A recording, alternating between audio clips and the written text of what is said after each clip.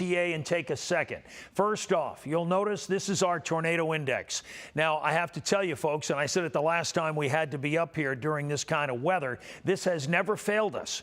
And when it's up at 7, we know there's a tornado on the ground. And as it's now been confirmed from the National Weather Service, that's indeed the case. So where is it? Well, it's moving off to the northeast at 62. We'll get into it in a minute. I want to show you the ETA because, frankly, that's more important right now. The tornado is out of our area, and yep, thank you. As you look at it, you'll notice 535 for you folks in Jackson. So this thing is going to move. It's 517 right now, and you'll see it'll move through both Jackson, Holton, Versailles, Osgood, and Napoleon, all by 546. It's moving off to the northeast. You'll notice up here it's 62 miles an hour. Now, this shear that's happening is around a 4-mile kind of radius. So as you look at it, I should say diameter, and so as you look at it, this storm is going to carry a big area with it. So it's moving off there now. It's also producing hail at close to 2 inches as well.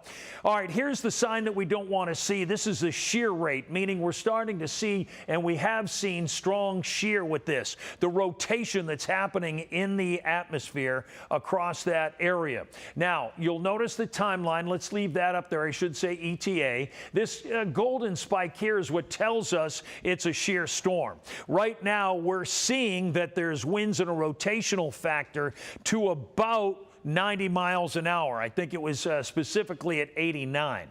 We also, you'll notice what's going on here. This area that is now a tornado warning for our area, there's hardly anything in the box. There's another storm, and I want to make this clear. We should take a second. You folks in Dillsboro, you have some rain happening in that area. Do we have the lightning on, Brandon?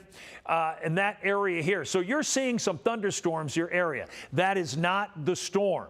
That's not it by Dillsboro. We're talking about this storm that's down here. So a coordination, and what happens with these offices is that they're saying that they believe this is a powerful storm that's going to continue. And as a result, we have got a coordination of Indianapolis, because part of this is in Indiana, obviously Louisville because we're in Kentucky, and now we're bringing in, of course, our own office in Wilmington. That's why all of these boxes are kind of together instead of one giant kind of polygon showing where this is going because of this meeting all of the different counties that each office serves. So that's what you're seeing on the screen right at the moment. The storm itself, though, is located right about here. SRV, when you get a chance there, Brandon, or actually I got control too over here, so I can take it. That's all right. I know you're trying to tweet some stuff out. So as you look at it right here across this area, that's the tornado watch. This is the spike that's most important and where it is across the area. Oh, you took control. Okay, thank you. All right, so as we look at it then, yeah, this is what I wanted to show a little bit about. See what's happening here right at the storm base. Here's actually where the storm's located. Now, we don't know these streets down there because it's out of our area. But you'll notice this green shade, and back over my shoulder, you'll notice the legend. That's all the wind that's heading toward the radar. And in this case, actually, what radar are we on? I'm kind of missing the... That is Louisville. That's what I thought. We're up here at Louisville, right? Because the reason why we have a number of radars up, and I didn't see that up here, you'll notice our Louisville, Indianapolis, and also Wilmington. This is obviously going to do the best job because it's closer to the Louisville radar. So in this case, the winds are now going like this in the green shade and red going away. And that's where we end up seeing the rotation in this area. So as we look at it then, in through with all of the lightning as well, let's just push this over so you can get a sense of what we're looking at now because we're in so tight. And this area that you see now, there you go. So it is quite some distance away from Cincinnati, naturally. We're talking about the area that's up there and barely just some really garden variety thunderstorms. But we're talking about a storm that now is warned across our area, down across southeast Indiana, and then into just about Kentucky or so. We've got Switzerland and Ohio.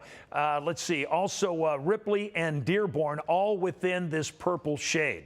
And that is why we're on in continuous coverage, because of what's happening with the storm down here.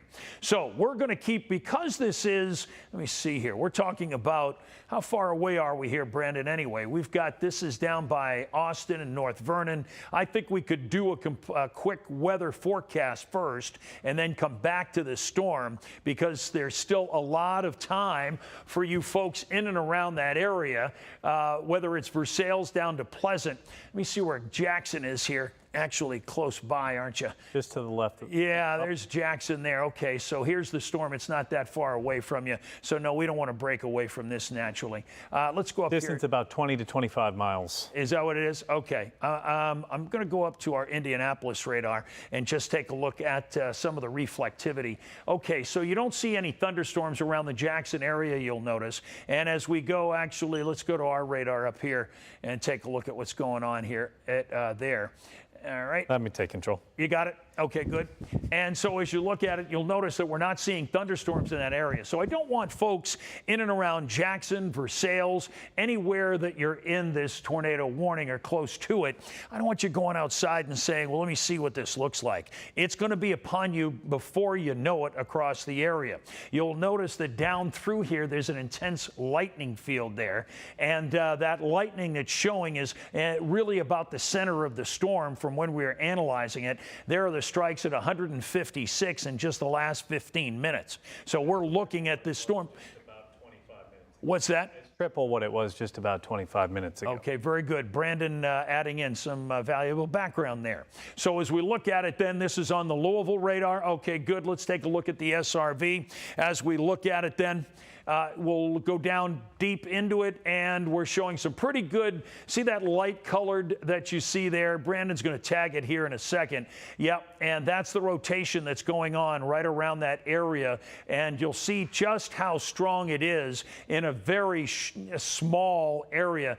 You know, just do the, what's that? Latest update, just jumped Just it and popped tightened in, it. and you'll notice, yeah, actually it's even stronger. This storm is continuing to keep its intensity over a big area here. Let's get an ETA, Brandon, when you get a chance. There we go. Versailles 545. Okay, so you're talking about, okay, you got 21 minutes when this is on top of you. You obviously don't want to wait to that time period. So now let's talk about some folks that need to find some shelter in their tornado safe place, because this is the time to do it. Not anywhere in the next 10 or 15 minutes unless you absolutely need that time to be safe. But this is your time. So let's review as we always do. First off, a lot of folks know we go right to the basement, right? If you don't have one, you're in an apartment, something along those lines. I'll tell you this, there is enough time for you folks in Holton, Versailles, or other places nearby. If you live in a mobile home, this would be a good idea to get out, get in your car, and go into a safer location. It's never a good idea, and it's the last place you ought to be, actually, to be in a mobile home.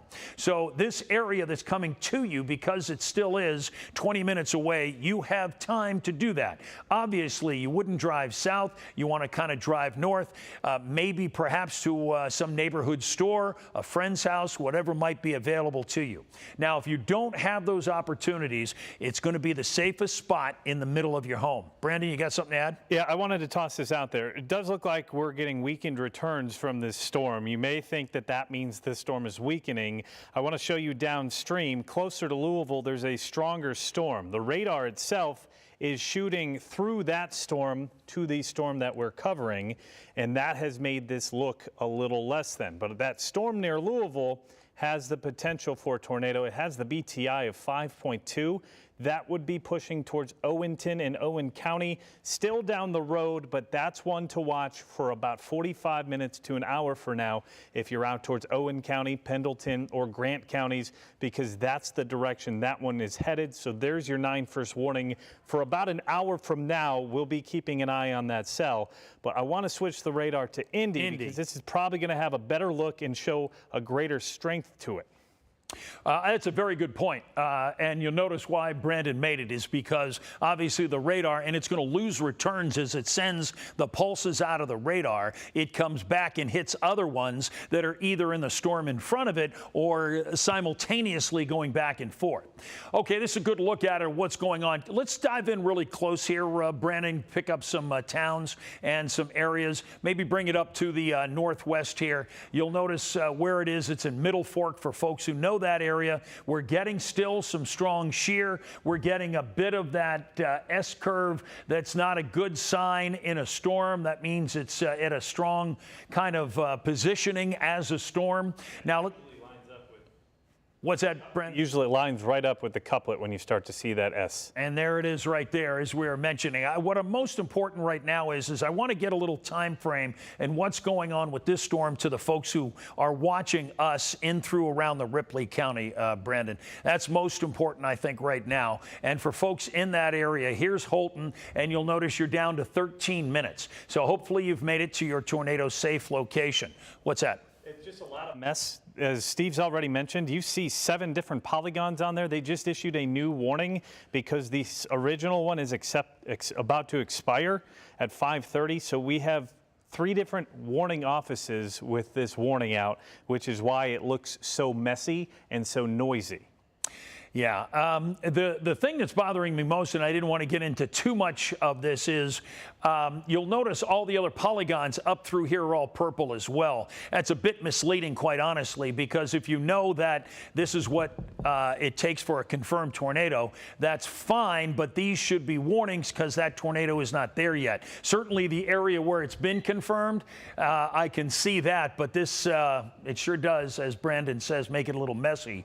But as we continue to watch, when we flash this up and you see that TI at 7 or even a high 6s, that's a good bet that there's something on the ground. So do a as a crow flies kind of idea, Brandon, right into the county from the center of the storm up through Ripley County, let's say through Versailles, and just there we go. So here comes the storms. You're about to be blocked from it. Right now you'll notice right in and around that Versailles area that the storms are down to the south and southwest, and it's coming right at you. Now, this is going to be rain wrap, meaning the rain's going to be around it, and you're not going to see it. This is not the time to stand out there and get a really cool social picture of something coming at you. We see too many folks who, of course, have paid the price because of that. This is the time now to act, because for you folks in Versailles, you have 15 minutes, and this storm is forecast to be right up on top of you. And right now, it is showing properties of being an actual tornado on the ground. Now, it is, you'll notice the shear storm there at 69 miles an hour with a rotational property coming at you. With that said, there's also, you'll notice the hail that's involved as well.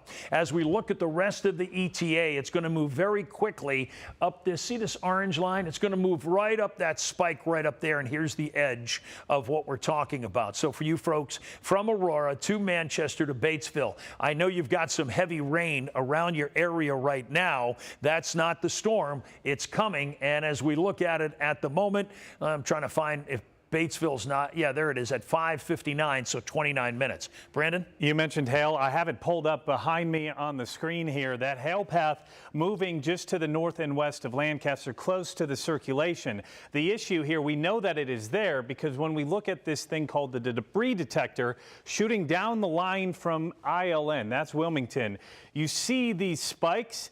If they were tight, that would be a tornado has touched down, created damage. But what we're seeing is this scattering. What the storm is seeing with the radar beam, it's scattering all this different activity from the hail, which is a sign that we have large hail within the storm, and the beam itself shooting several thousand feet up. So this thunderstorm is thousands of feet in the atmosphere, which is creating that larger hail, which is also going to limit the factor that you're going to see any rotation. So as Steve's mentioned before, don't go outside to see it. Get inside immediately. Okay, as we kind of give you an idea of what's happening, let's reset here. We've been doing this for about 15, 20 minutes now. We need to tell everybody what's going on. We have an active tornado warning that's included in our area. Down to the southwest of our area is a confirmed tornado. Let me step this way and out a little bit so you can see everything. Give them the reflectivity version, Brandon, please. And when you can, just let's click off, let's click off all the warnings and everything, because we know there's an active tornado warning where you see this orange spike here. So we're looking at this storm then ripping up the area at 60 miles an hour. The storm itself is down just outside of Lancaster. I'm sure you folks across Ripley County are very familiar with that area. And unfortunately, this storm is going to go right and bisect right through Ripley County. And we'll see if it continues as it moves up through that area. But right now, we're looking at a situation that's going to start threatening folks in about the next 7 to 8 minutes or so from you folks that looks like really in the path of it is Versailles. So if you're watching now, now's your time to take your precautions watching in the area at the moment. Well, we just had an update, and it looks like it might just start moving, at least the core, the center of it. That doesn't mean you wouldn't be affected, but right now, and this often happens because storms have a tendency to move southwest to northeast, but as they move, they end up drifting a little bit. Doesn't always happen. The last time we were covering a tornado across northern Kentucky, it almost went due east across the entire northern Kentucky area. So now you folks in Dillsboro who thought you were maybe on a safer zone of this are not. And that's why this entire area is under an active tornado warning. Everybody who's watching across Ripley County from Delaware, Sparta, Dillsboro, Pleasant, Versailles, out to Jackson, all need to take their tornado safety precautions right this moment. This is the time to do it. You need to either get in a basement or in the center of your home and put as many walls as you can from where you are to the outside. That's probably a closet, could be a bathroom, and you know, some of the other things that folks do. And I've seen it work, and it sounds sometimes kind of silly, but a bicycle helmet is an important thing at this moment, because one of the ways folks get hurt are flying pieces of debris. That's the number one way people get hurt. Number two, of course, we're talking about perhaps bringing in some kind of pillows or something to cover yourself up if this storm then starts to move over the top of you. Right now, this is an actual on-the-ground tornado confirmed of where we stand.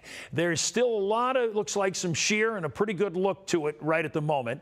There's some pretty good couplets. What are we doing for wind speeds down there, Brendan? Let's get a little closer in there, and yeah, 46, 42. So that's pretty good. And let's see what the yeah, oh gosh, it's pretty right on top of each other, gate to gate, huh? What are we talking about, a mile or something like that? How close is that? That's probably. And we got an update, so we should look at that. Yeah. Let's take a look at the updated ETA. Here it is here. If you know where Brantsburg is. That's 100 miles gate to gate. Yeah, there it is. And that goes along with what we're seeing in some of our, let's take a look at the latest ETA. Here's the story now. So now it's sped up because we're talking about a little bit later than this for Versailles, and we're still talking about a tornado index at 7.3. It's a negligible increase, but it has moved up. You'll also notice we're talking about the likelihood of severe hail at 1.25 inches across the area, and this shear storm creating that spin in the atmosphere at about 70 miles an hour. So it's going to climb up, and now again, right through Versailles, that's Dillsboro there, and on its way to about Delaware, Manchester or so. Got something to add, Brandon? Just thinking, this is about a mile in the atmosphere when we're looking at this from the Indianapolis radar. I wouldn't be surprised if that couplet is actually a little further towards the north, because the way this radar beam hits, it's displacing it further south. I wouldn't be surprised if that circulation's already actually in southwestern portions of Ripley County. So I'm going to actually use the darker pink skit, and that's probably closer to the path because of the distance from the radar. Okay, let's take a look at it and see what it says. It's a good thought to look at. So we're talking about a minute from what we saw before, but what it does, and what generally is the hierarchy here on our 9 first warning Doppler, however, is the fact that what's important is if a shear skit shows, in fact, are the canisters active, Brandon? Now they are. Yeah, there you go. And are they all up and active? including TDS. Yep. Okay, good. So right now, that it gives us an indicator, and it's a visual cue as to where the spin is in the atmosphere as well.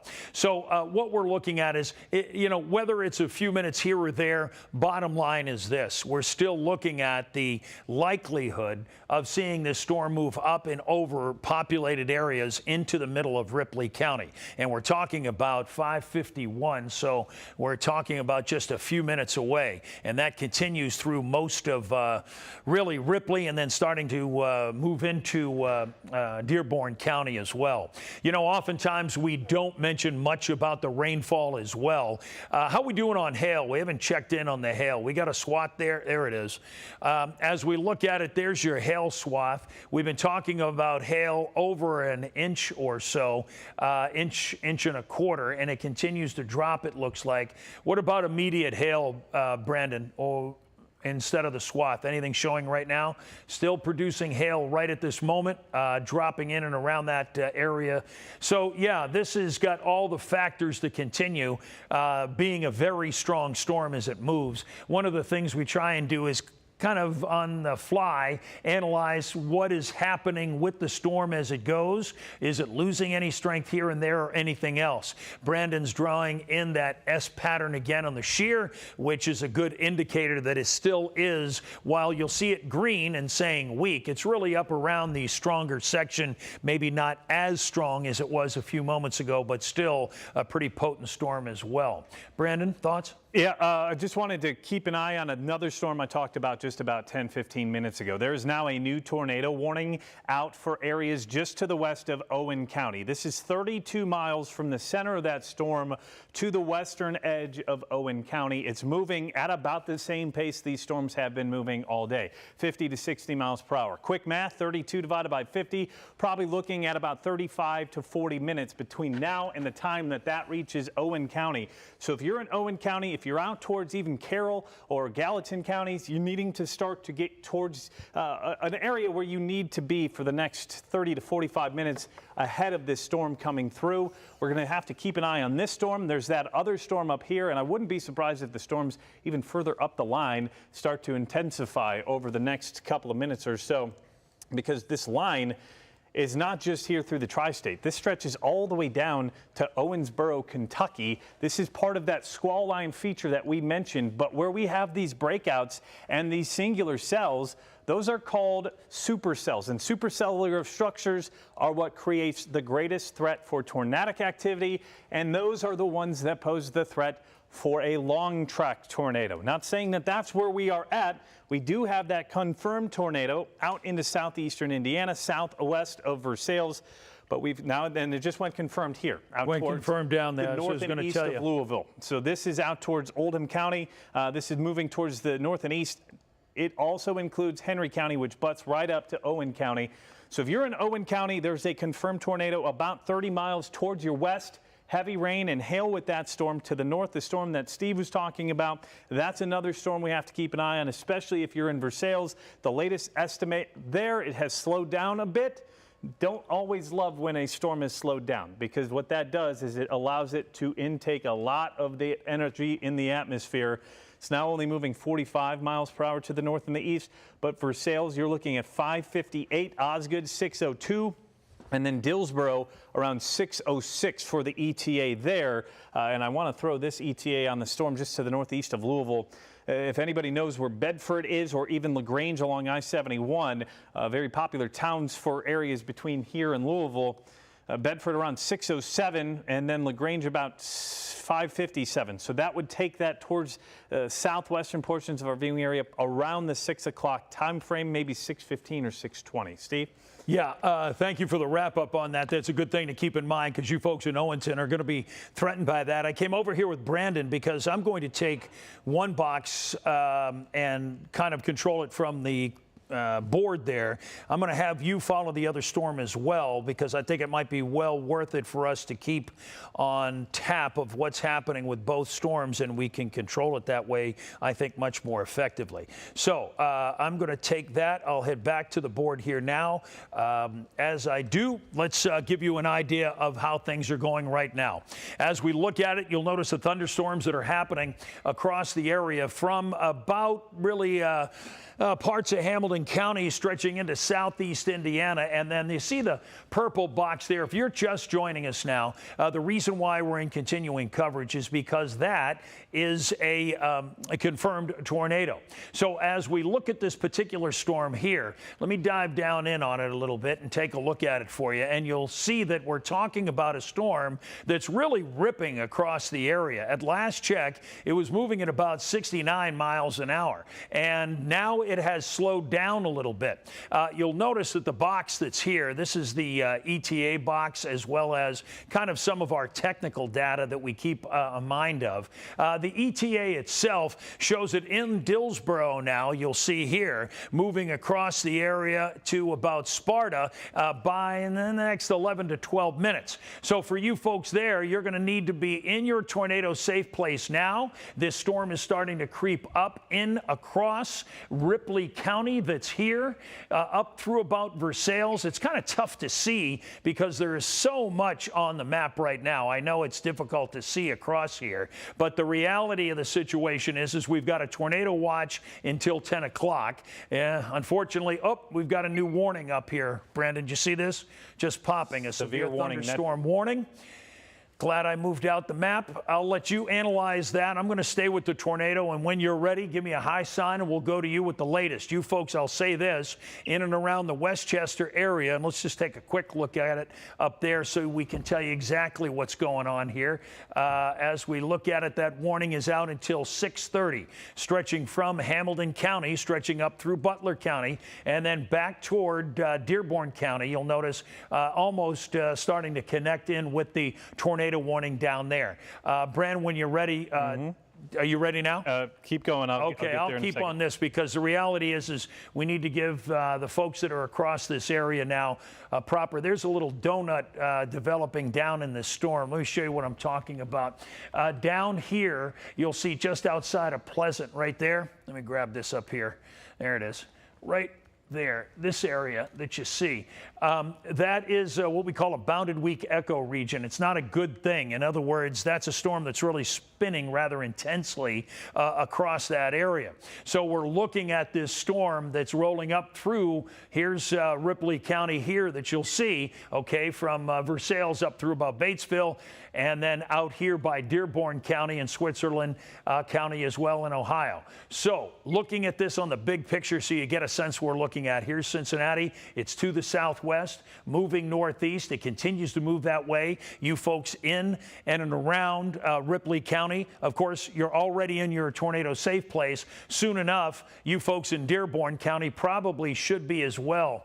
Let's take a closer look at this and show you what's going on. Brandon's just about ready, I think, to give us a little update on this warning that's happening for you folks in Hamilton. Because right now, as I think about it, the way Hamilton and also Butler work is because there is a severe thunderstorm warning and we're under a tornado watch, the sirens are sounding. So as you folks are tuning into us in Hamilton County and Butler County, I'll tell you right now, you're under a severe thunderstorm warning. You got the rest of the particulars, Brandon? Yeah, the particulars on this is 1-inch hail, 60-mile-per-hour winds, but the National Weather Service tags this with a tornado possible. So that is kind of a way of saying there's rotation in this storm. Don't be surprised within the next 10 to 15 minutes if we have to put a warning out on this. The track is just to the south and west of Harrison. It's moving northeast roughly 50 miles per hour. So this takes it out towards Ross, 558, Fairfield, 604, Hamilton, 604, New Miami, 610. The issue with this is we're seeing these storms very strong and speeding quickly to the north and east, but we're also seeing some body rotation. It's not tight, it's not strong, but there's enough there. And the big deal is we're going to have to watch how this shear develops. Right now, it's a little unorganized. However, This is moving into areas of undisturbed atmosphere. What that means is there's a lot of energy to still soak up from it. We hit the low 70s. You see there on the bottom right of your TV. We're at 72 right now at CVG. It's telling you that there's still a lot of energy in the atmosphere. And I wouldn't be surprised over the next 15 to 20 minutes if this storm off towards Harrison, Ross, or Fairfield is one that we're looking at potential for a tornado warning down the road. So if you are in northern portions of Hamilton County, southern Butler County, this is your 9-1 warning to get ready to get to your shelter area. Wherever that is, make sure you have your things ready to go. You have about 10 to 15 minutes until this is on your doorstep. But it is something, especially in this environment, that while it's only a severe thunderstorm warning, it has the quick potential to spin into a tornado very quickly. Steve? Yeah, as we come back here, I'm keeping an eye on our tornado warning. That's the very latest on the severe thunderstorm warning. And, you know, that's very important. Sometimes a lot of folks will just, I don't want to say dismiss, but say, oh, it's only. But keep in mind, that's the stage just before we're talking about this. So that severe thunderstorm warning should always be taken rather seriously, as Brandon was mentioning. So you'll notice the lightning field here. It continues to grow pretty well. It's looking like, let's get a little update on an ETA here. And as we look at it, I step out of the way. So let's pull this up here. Oops. Kind of double clip that. Let me get that back in there. Okay, there we go. Bring this over here a little bit. Okay, so the good news is our tornado index has dropped. It's at 4.7. This still is rotating. You'll notice the shear has dropped. The rotational shear itself is down to about 58 or so miles an hour. We were up at around 89 before. Now that doesn't mean anything except the storm is probably pulsing a little bit and regenerating perhaps. Let's see what Indy has. All right. And let's get in here to the radar. Get Indy up, radar. And let's see here. All right. And we're at 4.6 and still looking at, you know, about the same parameters as I say. So as we look at it then, we're looking at this particular storm that's, again, moving to the northeast at 45. So the timeline is important. Here we are at 5:48. So for you folks in Dillsboro, this storm is going to be right on top of you in the next few moments. You're just now starting to see some heavier rain, probably see some lightning in the area, but that's going to move right pretty much over the top of you. And those intense winds that are with that will also do the same too. So we're looking at the storm. And now we got a little update there. So let's see. Any changes? No, it doesn't look like it. 4.7 instead of 4.6. So we're still seeing a lot of pretty good hail, too, across this area. Trying to figure here on where we are at Cross Plains. I'm just looking. Haney Corner, of all things, I've been down there. Let's see here. Okay, let's get another spike there and show you that other part of the storm. I don't see any major differences across the area. I'm just taking a new spike in there to see if there's anything else that is worth kind of mentioning, if there's any changes across there as well. Okay, coming up on 5:49, so within the next few minutes, Dillsboro, Moores Hill, you're talking about Sparta at 6:11 and Manchester at 6:15. So what about the rainfall rates and some of the other things that are going on with this storm as well? Some of which, let me take that off. Let's take off the lightning as well here. Getting a little busy, I think, and I want to take this off. Let me just, right there. Okay, good. Bring this up. And there's the body of the storm. It's a little bit easier, I think, to see. And now we'll bring it in tight. Oops. And one more time. So now let me bring this over to, I'm going to bring this to Indy. And let's go here. And this is storm relative velocity. This is where we're going to see the couplets. In other words, the storm itself, kind of going into the storm a little bit to see how it looks and to the level it does. We sometimes, and I know it's coming off purple here because of the warning polygon, but this area you'll see is actually having trouble analyzing this. So as a result, what happened there? It was they take some counties down off the off of the watch. Looks like they dropped it out of Indy. Yeah, that's what they did. Okay, yeah. Well, that's important to note, too. Here's the good news and what we're talking about as opposed to the bad of how this storm is working right now. As you note this storm here, let me bring back the radar so you can kind of get the idea of what you're looking at. So once this line that you see stretching up by our 9 first warning banner all the way down to about Louisville there and that other tornado-warned storm that's there, once this passes, we're going to be done for the night. So there was a talk that perhaps we might have weather that's difficult or worrisome through about 11 o'clock. That doesn't look to be the case any longer. The reality is this storm is going to move across the area fairly quickly. Brandon, you want to give another update of what's going on with the severe thunderstorm warning while we take a look at what's going on down here as well? Yeah, looking at hail right now, the heaviest hail or the strongest hail core just to the east of Harrison. That's moving still towards Ross, New Miami. It's saying that 70% chance on this storm. We have severe hail. That would be 1 inch in diameter or greater. Think about the size of a quarter that you would pay in a vending machine if people still use those. As far as that, that's enough to create some strong damage out there. As this continues to move, mention the potential that we could have some tornadic activity developing. Well, as we look at the shear on this has not really developed as much over the last half an hour or so, but we're still seeing some signs of weak shear. That's rotation or tumbling of the winds within that storm. That's still bursting to the north and west of downtown Cincinnati. That's something we'll have to watch. Good news so far with that. However, when we look at debris detector, we're seeing these scattering in these colors. You see the yellow, you see the oranges, rather than just the reds like we're seeing down towards Lawrenceburg or Cleves. The yellow and the orange means that there's hail being picked up in the radar, especially in the mid to upper levels, which is kind of distorting the data.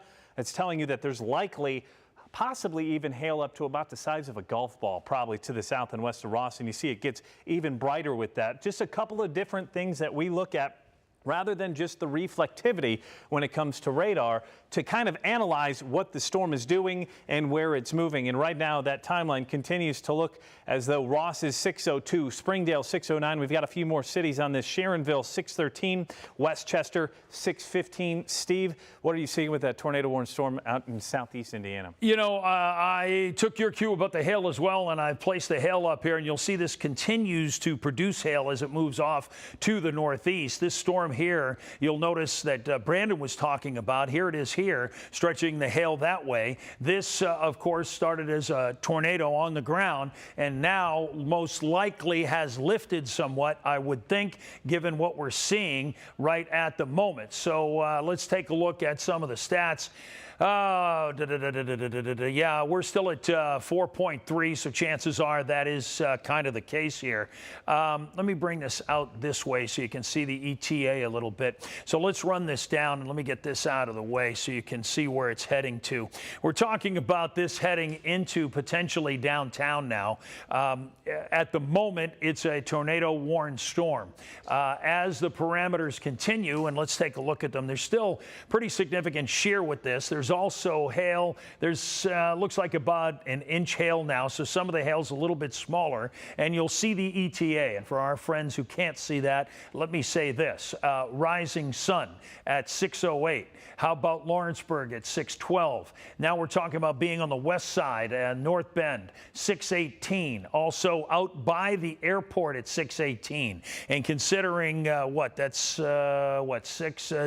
about 20, 22 minutes away, we're probably looking at flights, if you were expecting somebody in, that they have been either circling or perhaps diverted across the area. You'll notice on the west side that we've got across northern Kentucky, Ellesmere and Erlanger in and around the time period in the 6:20 range. This storm is just ripping across here. So we're talking about that the storm itself will be downtown shortly, and right now it looks like it's probably going to head in and around northern Kentucky. Yes, Brandon, you got something? Well, we're focused on those storms here, and they just issued a new severe thunderstorm warning behind you. Yeah. We've got that tornado that is confirmed just to the east of Louisville. It's getting closer and closer to Owen County. In fact, it is around 52 miles per hour. I'd say within the next 20 minutes, we're looking at this entering our viewing area into Owen County. Still a confirmed tornado as this is moving to the north and east. Newcastle would be just outside of our viewing area, 6:07. BTI on that storm is still 7.1. And as Steve's mentioned multiple times, that is something we keep an eye on. Another feature within this storm that I am very concerned about is we are seeing a very strong inflow. There is a very good definition of what this storm is. It's a supercellular storm. I'm going to highlight the supercell part of the storm, and you see the red arrow. That is what we call inflow. That notch is likely where that tornado is sucking in that new energy, that moist energy, and it's why it's probably the strongest storm of the bunch, because it's furthest south. That's one that we need to watch as it moves into Owen, Grant, Pendleton counties, even Carroll, as well as Carrollton counties, as well as Gallatin counties, because that would be the next step for this storm to move. Brandon, I'm going to interrupt you only from the standpoint that right now we've got a whole new body of people are hearing sirens going off, and most importantly around the greater Cincinnati area. You'll notice the polygon here stretching from Dillsboro through Cincinnati and out to the east side, stretching down through Campbell County, down through Kenton County, and that's moving across by Independence and then stretching back out by southeast Indiana. All those sirens are going off because this is a severe thunderstorm warning in a tornado watch environment.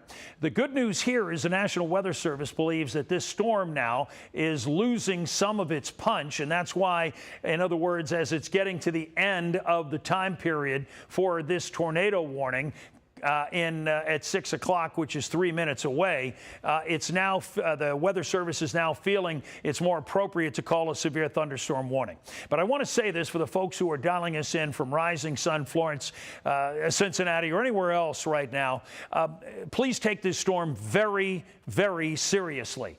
We're in continuous coverage because this storm produced a confirmed tornado just a short while ago. So the possibility of this spinning up a tornado, and Brandon, if you do get a second to see if they've mentioned... they have 60-mile-per-hour winds, 1-inch hail, and tornado also possible. Yes, that's what I figured they were probably writing into the description, because clearly that has been the case here in the last several minutes ahead. So for you folks across this area, parts of southeast Indiana, Boone County, Kenton County, you'll notice that, and Campbell County, and then stretching really, is that, let me see here, yeah. I think that, is that cross the line? I think just barely. Barely. Yeah, just barely into Claremont County. So we've got a couple of warnings that are right next to each other. The one Brandon's been talking about here. And the reason why they're putting this warning out right now, and it seems odd, I'm sure, to you folks who are out in parts of Campbell County, maybe out in, I don't know, Highland Heights or something. There's not even really, let's see if there's some rain by you guys anyway here. Hold on a second. Let's put the radar up. Get this up here. And there we go. Yeah, I didn't even think it was raining out there, and that's what I wanted to see. I know you're thinking, you know, what's going on? The tornado sirens are happening. Well, it's because of what I said, the twofold effect of the warning and the watch that's out. But there's certainly a real concern here for the folks around Dillsboro, Sparta area, soon to be Lawrenceburg. You folks are in the midst of this storm right now. Technically, you'll notice there is a tornado warning out here for you guys till 6 o'clock for the next couple of minutes. Then it'll move into that the severe thunderstorm warning area there. Let me pop this off here. Hold on. There we go. Okay, so let's get a little ETA on this storm. Kind of an idea, and you'll notice the parameters have dropped somewhat, so that's some good news there across there as well. A little reset for you to take a look at how things are going across the area. So right now we have this storm that we're looking at right around the Dillsboro area. That's the one that's moving up and into the area as a severe thunderstorm. Then we have the other severe thunderstorm that's up here, stretching from Hamilton County up through Butler County. If you're not within, obviously, some of these polygons, the other storms that we see from Lebanon, Newtonsville, down through New Market, Hillsboro, you folks over in Mount Orab and other spots as well, these are garden variety storms. The other aspect is the tornado warned area that's down here. You'll notice across this area until 6:30. So you folks in the Owen County area now, you need to probably find your tornado safe location. It would be a wise choice to do so so now. The ETA, let's check it out here as we look at this particular storm. We've got, look at the TI now. We're talking about, just a second, Brandon. You'll notice the TI is at 7. You'll notice the hail, and we're getting a shear storm to nearly 70 miles an hour. So we're talking about this storm being in Owenton by 6:23. So right at the moment, you have 23 minutes. So now's the time to take your precaution. Get into the basement, get into the center of your home, put as many walls as you can. Maybe put the old bicycle helmet on, as I mentioned, maybe a half an hour. Go get some pillows in there, and just make sure you maybe even take a look at the app online, however is best to continue the coverage so that you can hear it. Let me just push this down a little bit. Right at the moment, the wind's blowing. This thing's moving at 73 miles an hour. We're talking about winds that are gusting at 60, 70 miles an hour. Yeah, Brandon, what's up? I wanted to jump in and take a look at a couple of our cameras. We have one of the most extensive camera networks you're going to find at a TV station. Here's a live look from NKU looking towards the west. We've got a rain-free base. That is going to be an area to look for. This is the storm north and west of town that's going to be coming through northwestern portions of Hamilton as well as Butler County. As we take this full and back, guys, you can notice the rain-free base in the tail of that cloud cover moving from right to left on the screen.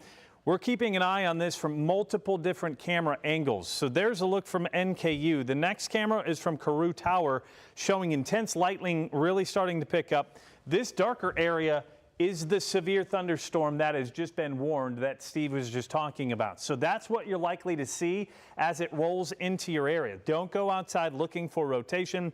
And that same storm further north into Hamilton County, out towards Hamilton County into Butler County in Hamilton. We're seeing a lot of lightning and thunder there, but out towards Westchester, I was seeing a ton of rainfall. We're seeing very low visibility because of the heavier rainfall. And look at the camera, it's shaking quite a bit. That means the winds are really starting to pick up. Just another thing of note, visibility is really going to start to become poor. You can see just how heavy that rain is on that camera. Something we'll have to watch going forward, but just wanted to point out that we're really starting to get a good view from the city. Yeah, excellent. That's why we have all of these cameras in place for you. We first started to use them, of course, during winter season with the snow, and now they come in handy to be able to see the storms. But I think what was most important in all of that is what Brandon said at the outset, just to reiterate, and that is you can't see it coming. Sure, it's getting dark. You can kind of see some rain, but these storms are rain-wrapped. So don't wait till you can see something to act, especially for this storm that's down here that's moving in to the Owenton area. We're talking about the storm that's going to be in Campbellsburg, because you folks in Owenton know where that is, at 6:14, and then you folks will be there shortly thereafter in the next few minutes. The reason I say and wanted to bring this back up, this storm does look like it has a few better looking properties right at the moment. The tornado index has fallen a bit. We're not seeing as much hail. I'm quite certain we have probably a lot of lightning with this. Let's just check it out. And okay, there we go.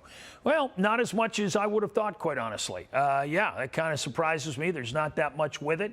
Perhaps, I say perhaps, because I don't want to lead you the wrong way, but perhaps some of the punch of this storm is starting to perhaps subside. I hope that is indeed the case. So anyway, we do have that tornado watch since it's right after 6 o'clock. Let's do a little reset here for folks who... Northeast of downtown Cincinnati. It's going to include Warren and Clinton counties. I'm trying to get the latest update on that. But all just right, know, I'll take a look at it here. I'll let you get the update and then fill me in with the other particulars as we look at the storm itself. We're talking about this storm here. This is the former tornado warned storm. And so as a result, it's still showing a lot of properties that are very strong. And there it is for you here. This is the one that's now situated from Lawrenceburg down to Rising Sun. Interestingly enough, let me just pop this up real quick.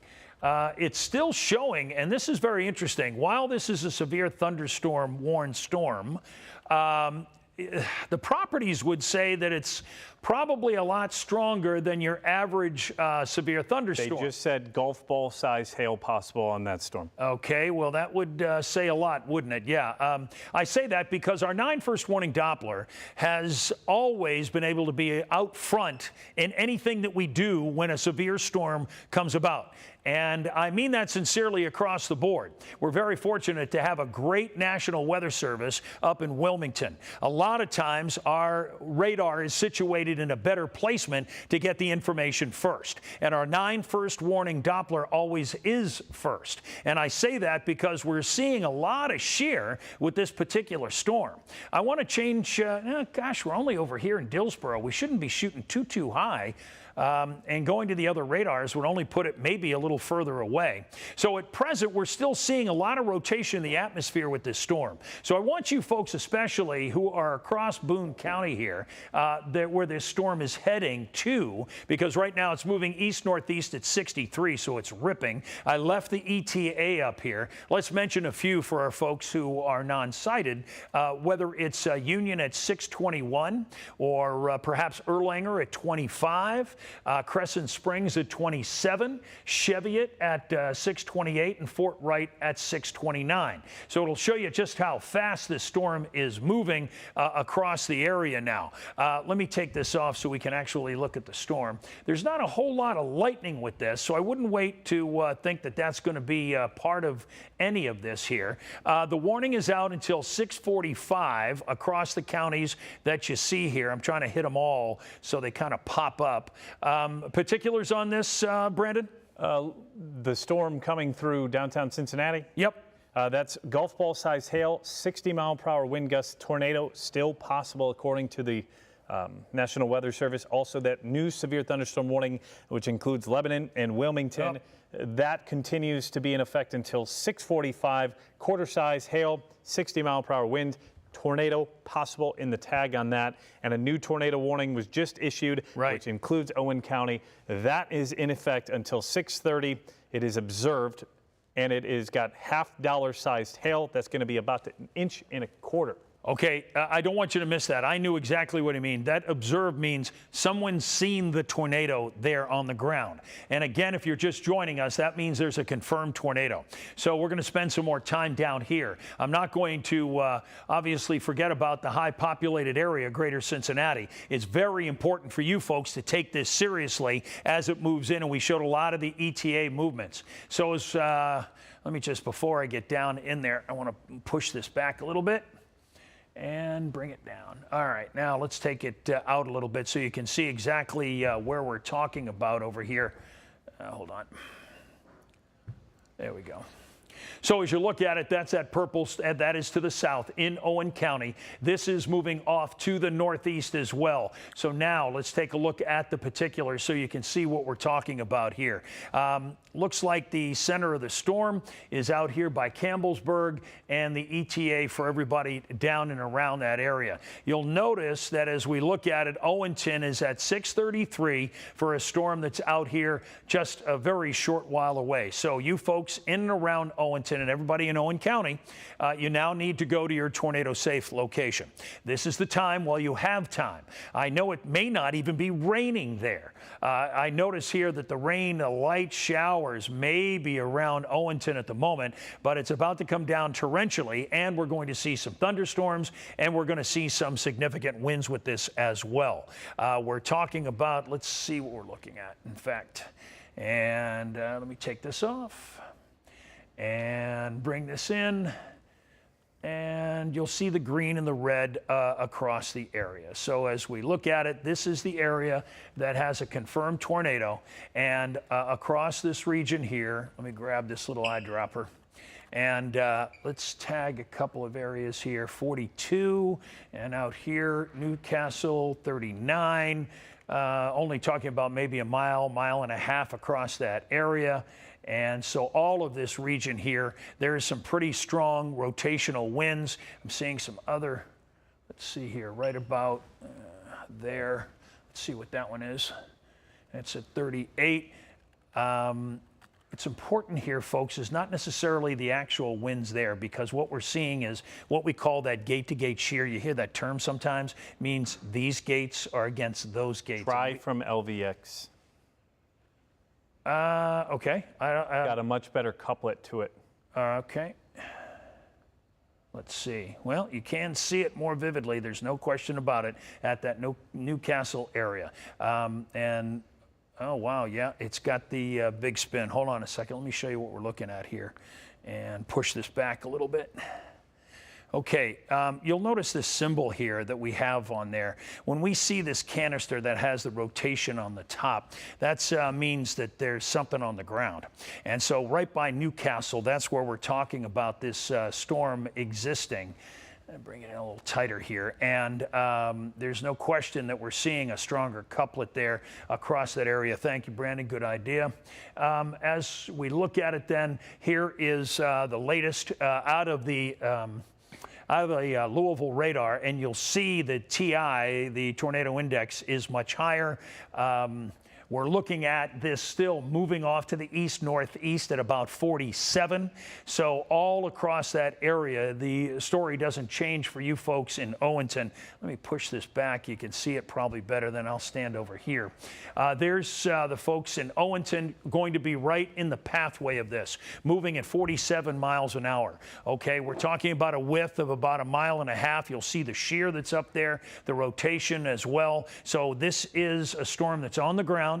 That is moving to you, and you need to take your location that brings you the most safety right this very minute while you have the time. Update, Brandon? Yeah, I wanted to update you on all the severe thunderstorm warnings. Well, we've got the confirmed tornado on the southwestern portions of our viewing area. We've got 3 severe thunderstorm warnings on the northern edge. We're looking at shear out into northern portions of Warren County near Waynesville. This would be an area along Highway 42 where we see intense wind gusts. This is also out towards Mainville and South Lebanon. Another area, Westchester, right now we're seeing some stronger shear rolling towards you. This is going to be up towards about 8 minutes from you for the bulk of this into Westchester. That's also bringing some strong shear moving northeast at about 54 miles per hour. Good news is the severe hail threat has kind of diminished on that one. As we move further to the south and west, this was the storm that had a confirmed tornado just to the south and west of Versailles, still having some decent shear on this storm between Lawrenceburg and Rising Sun. That one moving towards the north and east, likely, well, I'm showing you all this as a mess. We're seeing the timeline: Burlington 622, Florence 626. If you're in Erlanger 628, Delhi would be 630 as this continues to move to the north and the east. Still keeping an eye on that BTI marker 4.2, saying it's a significant enough storm that we could have a potential tornado develop at any point in time. Severe hail. This was the same storm that had that potential of golf ball size hail, and I want to show that over the last hour. You can see the better hail swath with this has actually turned out to be just to the north and west of Harrison of downtown Cincinnati. So that's where the strongest hail has been from this radar debris detector, showing multiple areas of hail within those areas of yellow and orange being popped up. I'm circling it up on the map, but that's a sign that those are going through hail cores from the radar. So not only do we have tornadic activity to worry about, we also have to keep an eye on the threat for large hail. Again, we've had tags near 1.75 inches to 1.25 inches for some areas. That's half-dollar size hail to golf ball size hail. Steve? Yeah, thanks. I was setting this up, Brandon, as you were talking about this. One of the values of being able to give you something that we haven't really shown in a while, and that is the overall pattern of what's happening. What's going on right at the moment is this is the cold front that's cutting across the tri-state now, or forcing all of this just ahead of it, really, probably more accurately. And you'll notice how the thunderstorms, and those are severe, are now moving up toward you folks in Warren County. Here's the other pocket that has shown severe capabilities, including the fact of putting a tornado on the ground earlier past the Versailles area outside of Ripley County. Now we're talking about this further storm that's down here that has properties that are shown to initiate a tornado warning because of a confirmation of a tornado on the ground out to the southwest of you folks of Owenton. There's also some rather strong thunderstorms that are developed right here for you folks in Grant County. Now, as we look at it back out to some of our eastern neighbors, you'll notice that the thunderstorms are out out here as well, all pushing off to the north through Maysville, through Hillsborough. These are garden variety storms, and we haven't seen any severe properties whatsoever. It's the areas here. Now, let me put this back on. And as we do that red shaded area, of course, that's the tornado watch that's out until 10 o'clock. But quite frankly, this will be probably gone. This is 7, 8. Yeah, it'll probably be gone out the back door here, maybe just ahead of 10 o'clock. All right, so you'll notice the purple shade that's happening down here. That's in Owen County. That area under an active tornado warning right now. Hold on a second. Let me do that. And hold on. There we go. Yep. Got it stopped. Yep. Hit it again. There we go. So as we look at it, hold on. And if you hit now to the right. Yeah, that's right. Thank you. Okay, thank you. So as you look at it right now, you'll notice that line, and look at the setup here as it's moving over Owenton itself. And we've got some serious thunderstorms that are across that region. We're looking at a fair amount of lightning with this as well. Most of these strikes are falling within that framework of where the tornado warned area is located. Giving you another further update on this, let's show you what's going on here right now across the area. With some of the ETA. And as I look at some of the spikes that are out here from before, we were getting severe blue spikes, and those indicate that we're talking about some severe hail that's in and around the 1 to 1.25 inch realm with this storm too. As for some of where this storm is. Tornado warning out for parts of Boone and Kenton County. This extends into Campbell County, and this includes Union, Florence, Independence, and Taylor Mill. This also would go right down to the Richwood exit on I-75. This is just north of where that rest stop is and where the Walton I-75, I-71 cutoff is. This is where there's a rotation coming look out at of this. rising sun. Steve, do you see that? Yeah, well, I've got it right here. Give me the rest of the particulars on anything that's being pushed out. So we're talking about this area here that is of the tornado warning until 6:45. So as you look at the entire new tornado warning, again, to stretch it out so that you can see how this is, it's stretching right out to Cold Springs all the way to Rising Sun. And quite frankly, this is what we call a hook echo. You hear that term quite a bit, of course, when we're covering severe weather. That is this strong rotation that's happening in the atmosphere here. Let's take a look at this thing. Show you what's happening with this. And as we head out to our radar here, I want to go under the storm and take a look at what we see, a lot of which looks to be blocked. So let's get an ETA on everybody who needs to know about this. Get this out a little bit so you can see where we're looking. And there's the red polygon here. I know it's difficult to see. There's so much on the map here. It is one of those days. I'm going to bring this over here for the ETA so that you can see it. We've got a tornado index at 3.9. So this is kind of a tornado possibility as opposed to something that's actually on the ground as it is right now. However, it is a shear storm, and we're talking about some pretty good shear in this storm as well.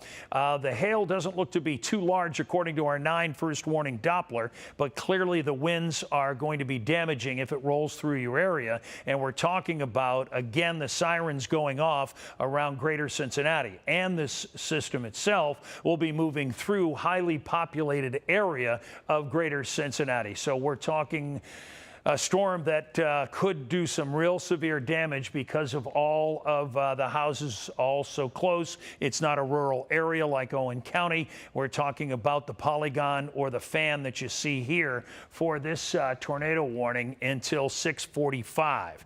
So let's just go down a little bit on the ETA. I want to give folks across here who are not sighted a chance to get a grip of what we're talking about. Right at the moment, I want to we're talking, the storm's right around rising sun. Let me put the radar back on because you'll be a little bit more familiar with that look. And again, you'll see how this is hooked in here. This is the inflow that's happening.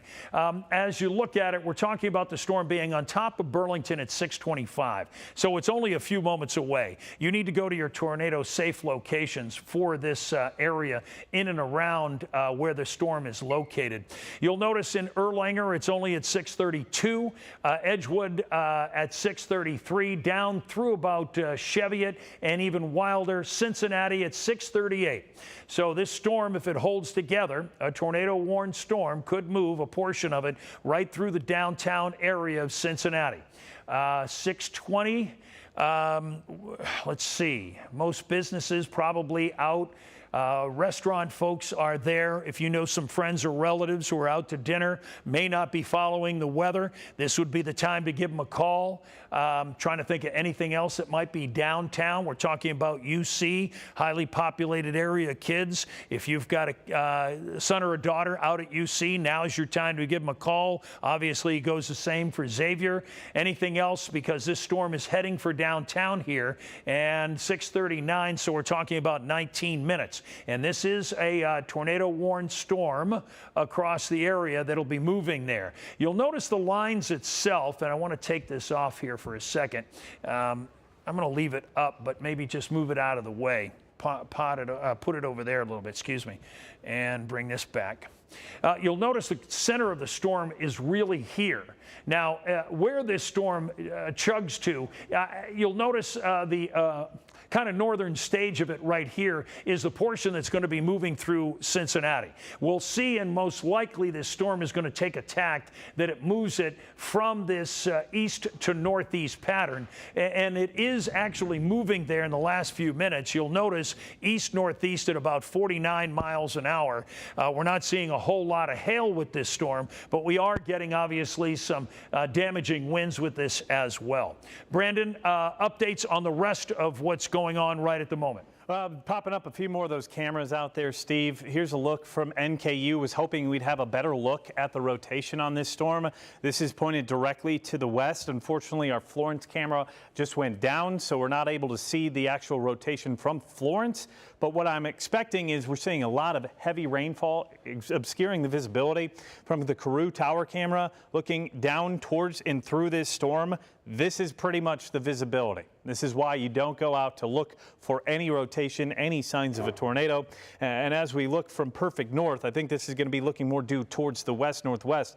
You can see some sunshine on the back side of it. So it's starting to clear up to the west. That's the end of that line of storms. But however, looking from downtown, from Carew Tower, this is pretty much what we're seeing. This is going to be very heavy visibility of very heavy rainfall obscuring the visibility. This is all part of that same severe thunderstorm that has a tornado warning a little further towards the south. Okay, thank you very much, Brandon. Here's a bigger picture of it. I've kind of widened out the map a little bit so that you can see where we are. There's this severe thunderstorm warning that's happening now. That's till 6:45. There's the tornado warned area, and that's also 6:45. And then we're talking about the confirmed tornado area here until 6:30. So the update is for you folks in that area, because we're looking at this storm now just kind of rolling through Owenton. And I know you folks are in your tornado safe locations now. The storm itself is moving across the edge of the county. So for you folks in Grant County, you're next. We'll see how this plays out in the next few minutes. But we're talking about a very powerful storm that is moving out and across your area there. It's going to continue to move off to the northeast, most likely, in the area. So let me go ahead and do this and take a look at that and bring it up to see if there's any major difference. It does not look like there may be across there as well. In fact, you'll see it's at the end of the radar beam pretty much for Indianapolis. Let me show you what it looks like from Louisville. It'll probably be a better look here from Louisville itself. And there it is, and we're getting that big notching that's here. See this here? That's the inflow of the storm, keeping all that air buoyant and making sure this storm stays strong. The reason why this is flashing purple, if you're just joining us, is because this is a confirmed tornado on the ground.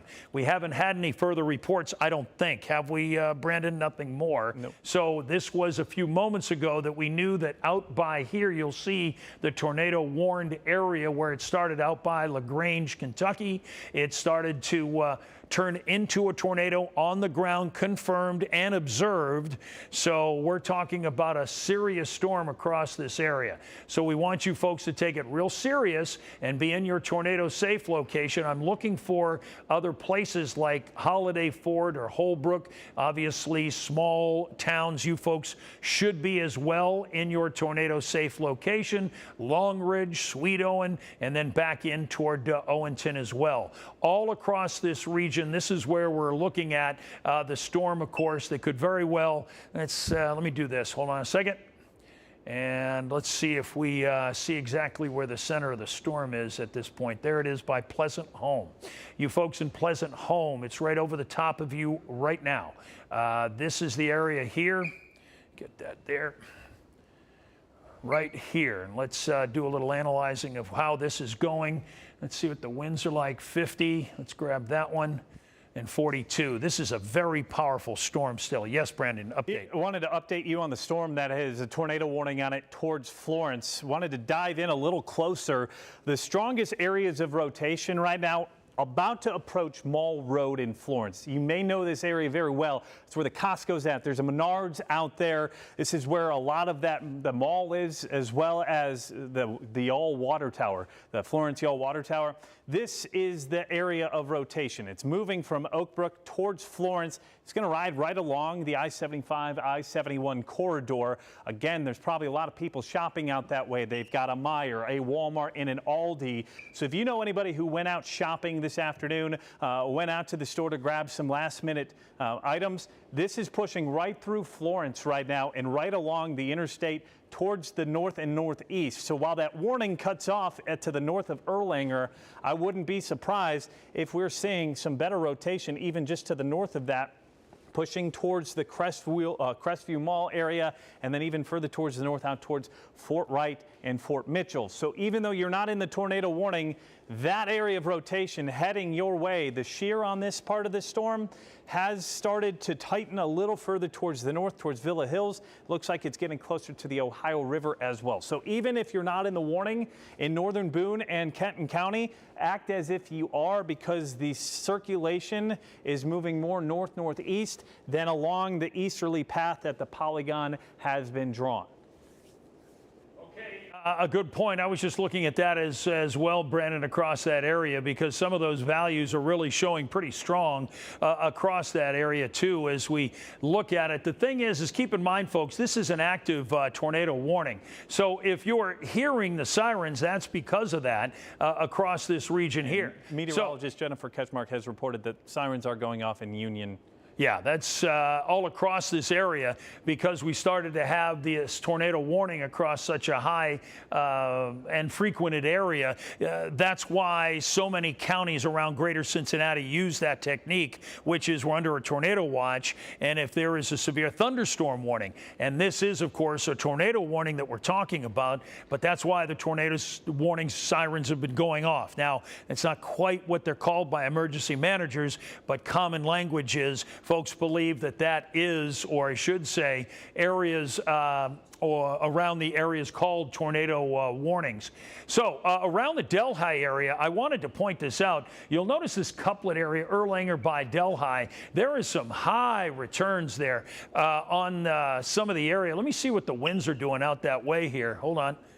And there we go.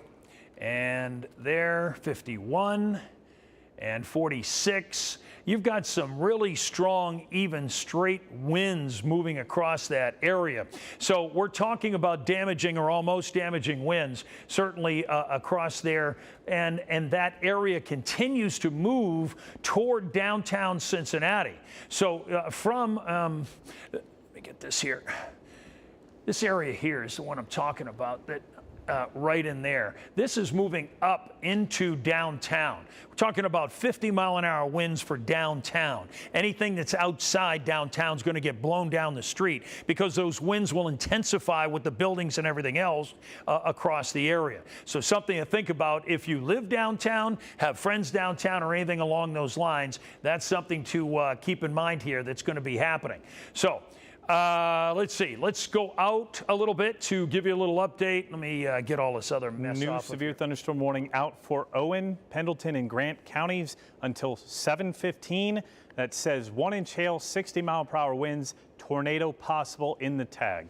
Okay, obviously the reason why this is some of the severity as we were talking about not that long ago. Here's where we're talking about here. Hold on. Oops, missed it. There it is. So there's the severe thunderstorm warning until 7:15. It's the polygon here from Owenton, stretching all the way back to Falmouth. And you folks in Falmouth over there in Pendleton County, not even raining yet across there. The reason why you're now included, and maybe the first time Pendleton County or Grant has been, did Grant get in the last one? I don't know if they did or not. Point is, if you're tuning in right now from Grant or from Pendleton County and the sirens are going off, right now you have a severe thunderstorm warning. It's out until 7:15, so it's for another 45 minutes or so. As this storm around Owenton, that was part of a storm, was the storm that was a confirmed tornado a short while ago. That storm is now obviously over Owenton, and we're talking about it moving up to the northeast. Let's get a little ETA for you, show you how it's going. Dry Ridge, Crittenden, here's the story for you folks. 651, 654, respectively. We're looking at it moving east-northeast at 54 miles an hour. Doesn't look like it's containing hail, but the winds that are associated with this have gusts to 60 miles an hour, if not more, in this storm.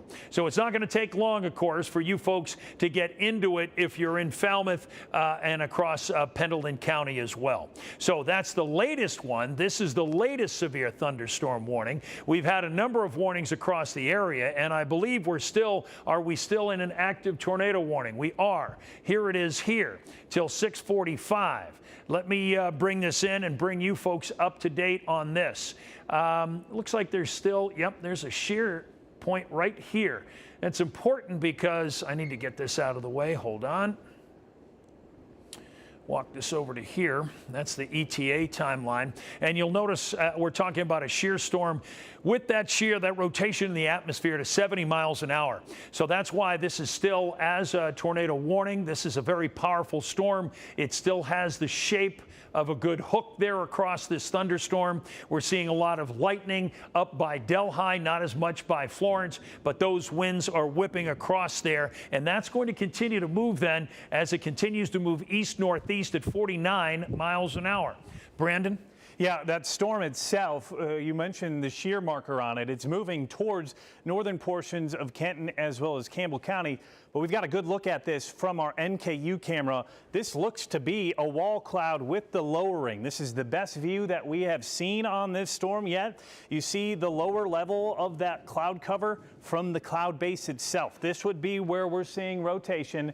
I'm going to try to put the arrow on your screen so you can see. That would be what we call a wall cloud, lowering from the regular base of the cloud. That's where a potential tornado could touch down if one does develop. Again, I'm going to go back on the radar so you can see that arrow is pointing directly at where that storm is coming from, moving towards Covington, and then next would be Newport, Fort Thomas, and even the Highland Heights area out towards NKU. So if you have any students at NKU, they're not included technically in the northern edge of the warning. They need to get to shelter now because there is some rotation, with what looks like there, Steve, a wall cloud coming through towards the camp. Yeah, that was a good spot, Brandon. That's keep in mind, this is the storm that used to be across this area that was showing tornado, and this is the area we're looking at right here.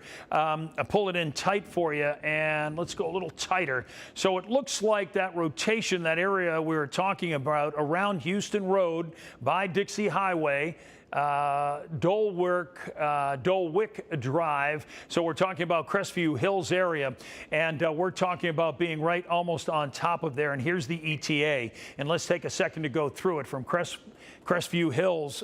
We just got an update from it. And what happens is these little spikes end up moving to analyze other parts of the storm. And well, let's see here. Kind of surprised at what I'm seeing here. Hold on. Did they just eliminate that warning? Tornado warning. It looks like it just expired at 6:30. Yeah, okay. I don't know about that call. I would say, and as Brandon was talking, if you're within this area here from Highland Heights, Taylor Mill, Forest Hills, Morris, we're talking about Madison Pike area. Yeah, I would take this storm as a severe thunderstorm at the very least.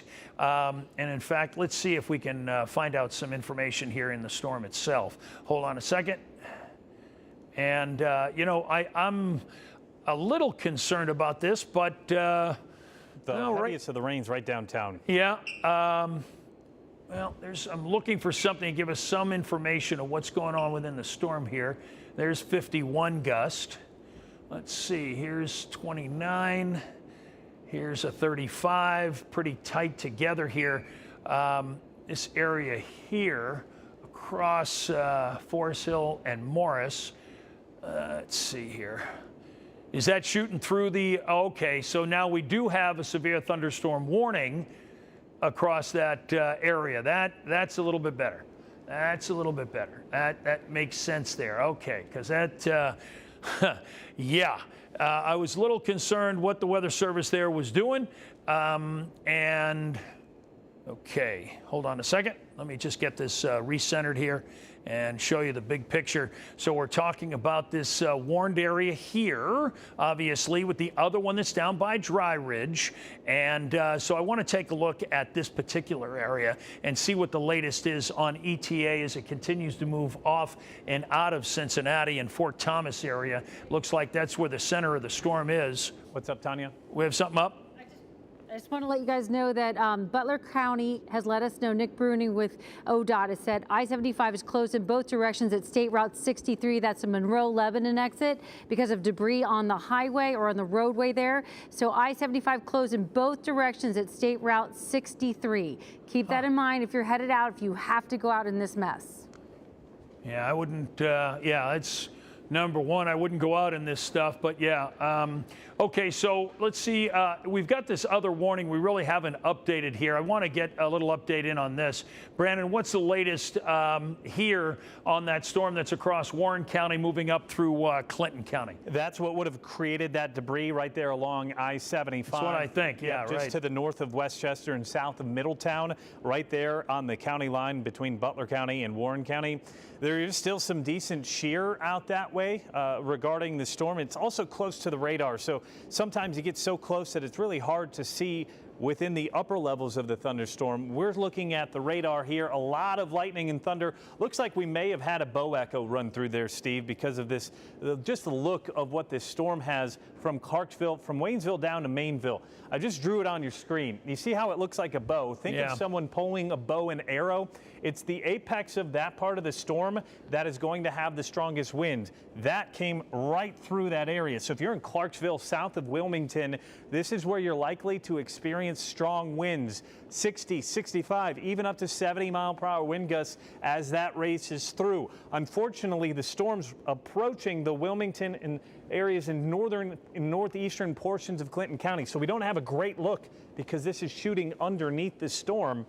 But what it is seeing is this storm right there approaching Highway 22 right at the county line of Warren and Clinton counties. This is just passing through Mason as well. Probably some very strong winds as that's rolling off towards the east. That's still part of a severe thunderstorm warning. That is in effect until 6:45, so another 7 minutes. But I wouldn't be surprised if they extend that towards the west, probably draw more of a line that's going to take it out towards New Vienna and probably include the rest of Clinton County as that continues down the line. Yeah, good point about the Bow Echo. There's no question about that. That has got almost a classic signature to it. I was looking at the storm that's over downtown Cincinnati right now, and you'll notice how there's this lightning field. It looks like there's been 26 strikes in the last 15 minutes. Thunderstorms obviously now pushing onto the east side, and some very heavy rain in here. We're looking at probably 2 inches an hour. It won't total that because it's moving so fast across the area. Let's see a little ETA about this storm and how things are going. Right now it's moving up. Yeah, I'd say it's moving east, northeast at about 49. Looks like there's probably some hail within this storm, and we still have some pretty strong rotational properties too. You'll notice our tornado index at 4. We're talking about a storm that's over the Newport, Covington, Cincinnati area right at the moment, and it's heading for Sims and Indian Hill and to Batavia here before 7 o'clock. So for you folks off to the northeast, this is ripping, so you're about to get this. Got a little update here. Storm now officially over Woodlawn here. You'll see through Bellevue, and then we're talking about Goshen at 7:03. It's moving along this radius here that you see. We call them skits in meteorology, but that's what's going on there. Now, we have part of that storm that's down to the south and is moving, but it's starting to fall apart a little bit. The shear rate up on that storm just southeast of Cincinnati. Put the shear rate on. We're starting to see the S shape to the left. Nope. Yep. The shear rate itself is got the S shape on it. I've got it popped up on links too if you guys want to take it here. What I want to show you is we're seeing some strong rotation with that in the Bellevue area. This is just southeast of downtown Cincinnati. As you zoom in, there it is. We've got that S shape. That's usually a sign that there's some rotation. And as we pop up the velocity, that's kind of got the same deal. We've got what Steve likes to call gray ghosts. I just circled that towards Fort Thomas. Hearing signs of rotation in the clouds over the city. Here's a look at a rooftop camera. Just 30 seconds ago, you couldn't see the skyline. That's just how heavy the rain has been. Most of that now moving out towards the south and east of downtown Cincinnati. We're looking at, as I get rid of this lightning data here, we're talking Bellevue. This is going to be moving towards Dayton, Pendleton, Faxon Hills. Just to the east, we're talking Walnut Hills probably getting smacked with some very heavy rain right now, gusty winds, and I wouldn't be surprised if there's even some smaller hail in that as well. Yeah, in fact, looking at that shear rate, good point, Brandon, as we look at it. See if we can take a look at our Highland Heights camera here and see if NKU looks a little unfortunate right at the moment. As we look at the radar here across the area, we're still under continuous coverage, and the reason why we are is for a number of severe storms that have been moving across the area. At present, we have 1, 2, 3, and, well, that's 4 official warnings that are out right now moving across the tri-state. Some of these started as tornado warnings. Some started as severe thunderstorm warnings. As we continue to see this rainfall move off, or the entire system itself move off to the east, that's where you're clear. Meaning if you're on the west side right now, you'll maybe see a few showers here tonight is quite possible. Up through Butler County, southeast Indiana. This is the main line, and this is the main event. So for you folks who are east of that line, you are still yet to see the potential for severe weather. So we're talking about Brown and Highland and up through Clinton County and then down through Mason and Bracken County. The yellow counties that you see here, those are all under the severe thunderstorm warnings. That's why these are popping back up red. But likely what's going to happen is this warning is out until 10 o'clock. The Weather Service will likely, unless there's other redevelopment behind here, will probably drop this unless there's some good reason to hold on to it. So the storms themselves have been moving off to the east-northeast. So again, if you are in that position, for instance, for you folks in Brown County, Highland County here, you really haven't gotten back into the action just yet because the storms are over here by Lebanon, over here by Sims and Loveland, out by Milford. There's the severe thunderstorm warning that's now on the east side and moving up through about that area into Claremont County. Yeah, Brandon. Yeah, you asked for the NKU camera. You can just toss it up full, guys. You can see downtown Cincinnati on the left side of the camera. is where we're starting to see a little bit more of the city, but on the right side, very, very dark. That's where all the heavy rain and the cloud cover. And you see how quickly these clouds are moving west to east.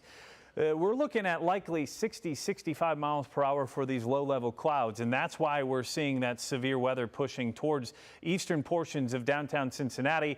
Even a look at possibly a beaver tail coming into that, Steve, which would be a sign of still a lot of moisture coming into that storm. Yeah, you don't hear that term often. That's that southern Alabama stuff, I think, coming out of you. But yeah, Brandon makes a good point. So as we look at it, we're still talking about a storm that's in a severe thunderstorm warning here for the next 45 minutes. This storm's going to run out of this warning. So you folks, they just extended the warning. They just did, as I said it, didn't they? Sure did. And that's why I was just going to make that point because of this reason. If this is out till 7:30, well, it's already pretty much halfway through the warning. So now there's a new one. That's the one that extends out here all the way into Highland County. So for you folks across northern Claremont, stretching across the panhandle of Brown into Highland County, we're talking about this storm moving across and into your area. So let's take a look at the ETA right now. So hold on, let me get this out of here and take a look at that ETA. So for you folks out that way, it's 7:01. So there's Batavia right here. The storm, okay, let's move it over to here. And I want to get this out of the way. Whoops, hold on. There. Now, here's the storm that's located right around that Norwood, Fort Thomas area. As it continues, it's moving off to the northeast. So Milford, you're still going to see a lot of thunderstorms with it. You folks in Batavia who've had some, what looks like maybe some light rain here right now, will get into that thunderstorm activity and the higher gusty winds. So your time for that, as we look at it, Batavia, yeah, it looks like at about 6:59 down through Goshen just after 7 o'clock. Williamsburg, yeah, you folks will be in on it on 7:08 as it continues to move. Now, keep in mind, when this is a severe thunderstorm warning, we're talking about the winds that are gusting to about 60 miles an hour with this. And then we're talking about a storm moving off to the east-northeast at 49. Looks like there's some small hail with it. And we are seeing a growing BTI, or a TI, we often call it, a tornado index. There's still this notching that's happening down here. And that notching is what causes problems and what really is what the rotation kind of signature is because of that inflow that's happening across the area. And the area I'm looking at here, let me bring this back over so you can, so you can see it a little bit. That's that area there right by Fort Thomas. We still have this little tail that's going on here, and that's why we're still seeing a tornado index that's elevated. So because of that, we're seeing that inflow of air, and that's what's creating that rotation into the atmosphere. And why you folks across the areas that I mentioned need to be very careful of this storm as it moves across what would be Hamilton County into Claremont County as well, because you folks there are going to be the next ones to really see it out through Goshen, out through Batavia, and through the panhandle of Brown County as well. Mount Orab, in fact, now in on the game at 7:15. So as we look at it and as we kind of reset here now, I try and do this about every 15 minutes if I can remember. If not, we're not in the throes of things. Let's get back up here and take a look at everything that's going on, and you'll get a sense of how things are happening. Let me pop it up here and get that off. And okay, so you'll notice that that line continues to push off to the south, east, to the north and east, and this line that starts up here in Clinton County is broken down through Dry Ridge, down through Owenton, is pushing off to the south. Most likely these areas here, and you folks in Bracken and Mason County and Adams County, parts of Brown, your air has been undisturbed for a long time. Okay, so when this starts hitting you guys, you're going to see these strong to severe storms, most likely, frankly, severe storms, and hopefully nothing greater than that. But we are talking about damaging winds at 60 miles an hour for any severe storm that's going on. Now, we've got a severe thunderstorm warning that's situated down here across Grant and Pendleton County. We haven't updated you folks as to where it is and how things are going, so I think it's about time we do so. You'll notice there's some pretty good thunderstorms around the Falmouth area. The core of the storm is back here by Dry Ridge. And as we look at the timeline on this, you folks in Falmouth will see this at about 7:06. And we're looking at a storm that still has some pretty strong rotational properties. You'll notice the TI is at 4. Let me just go back and just remind folks who are just joining us. When we see that tornado index start growing, we get obviously more concerned. And once we get up to about 6.5, higher 6s and certainly into the 7s like we've already seen, we feel pretty confident to say that there's something on the ground. That has been something that we've been able to rely on for over a decade, and it just has never failed us. Our 9 first warning Doppler is always right when it comes to our tornado index. And right now we're keeping an eye on it. We're not seeing much in the way of hail or lightning. This storm is a pretty strong rotational storm, but it's holding just about that same kind of point. There's no growing in the storm as of yet. This is out until 7:15, this warning that we see here. So this is going to move across the area and theoretically be outside of the Pendleton County area at about 7:15. So it continues to move off to the northeast. I like seeing a little of the deterioration down here. That's a good thing for us to see. There's also more storms and okay. We're seeing a shear marker just to the southeast of Cincinnati towards Anderson Township as this is pushing right towards 275 just to the west of Batavia. Hold on, what's the picture that you have behind you? Well, yeah, so this is a live look at I-75, mile marker 28. This is going to be that rest stop right along I-75. Hearing in my ear from our producer, Spencer, that there are confirmed wires down on the interstate, which is what Tanya had mentioned just a little bit ago about how the road was closed in both directions. It looks as though we're seeing slow movement with traffic with a couple of cars skirting in here and there, even very wet pavement. So that is a look, I'm assuming, towards the north with all that traffic. Is that mile marker 28 is where this is looking at. It's further north up, closer to what, I think mile marker 31 or 32, where we're hearing of the power outage, the power poles down. So that's what it looks like out on the interstate. As far as the severe thunderstorm warning, there's rotation out towards Anderson Township. I'm going to pop that up behind me on links 2. This is what we call that area of rotation. This is towards the Ohio River, Anderson Township, right near 275. This is moving to the east towards Batavia, south of Newtown, as well as south of Milford. So if you're in this area, that is a sign that our Doppler radar, the algorithm in it, is picking up rotation within that storm. And that's what we're seeing, a BTI of 4.6. So that has impacted and enhanced in the last 20 minutes or so from what we saw as that was coming from the city. As I take a look at some of the shear rate with this, that's popping right up right over Anderson Township. So this is going to be near Ohio Pike.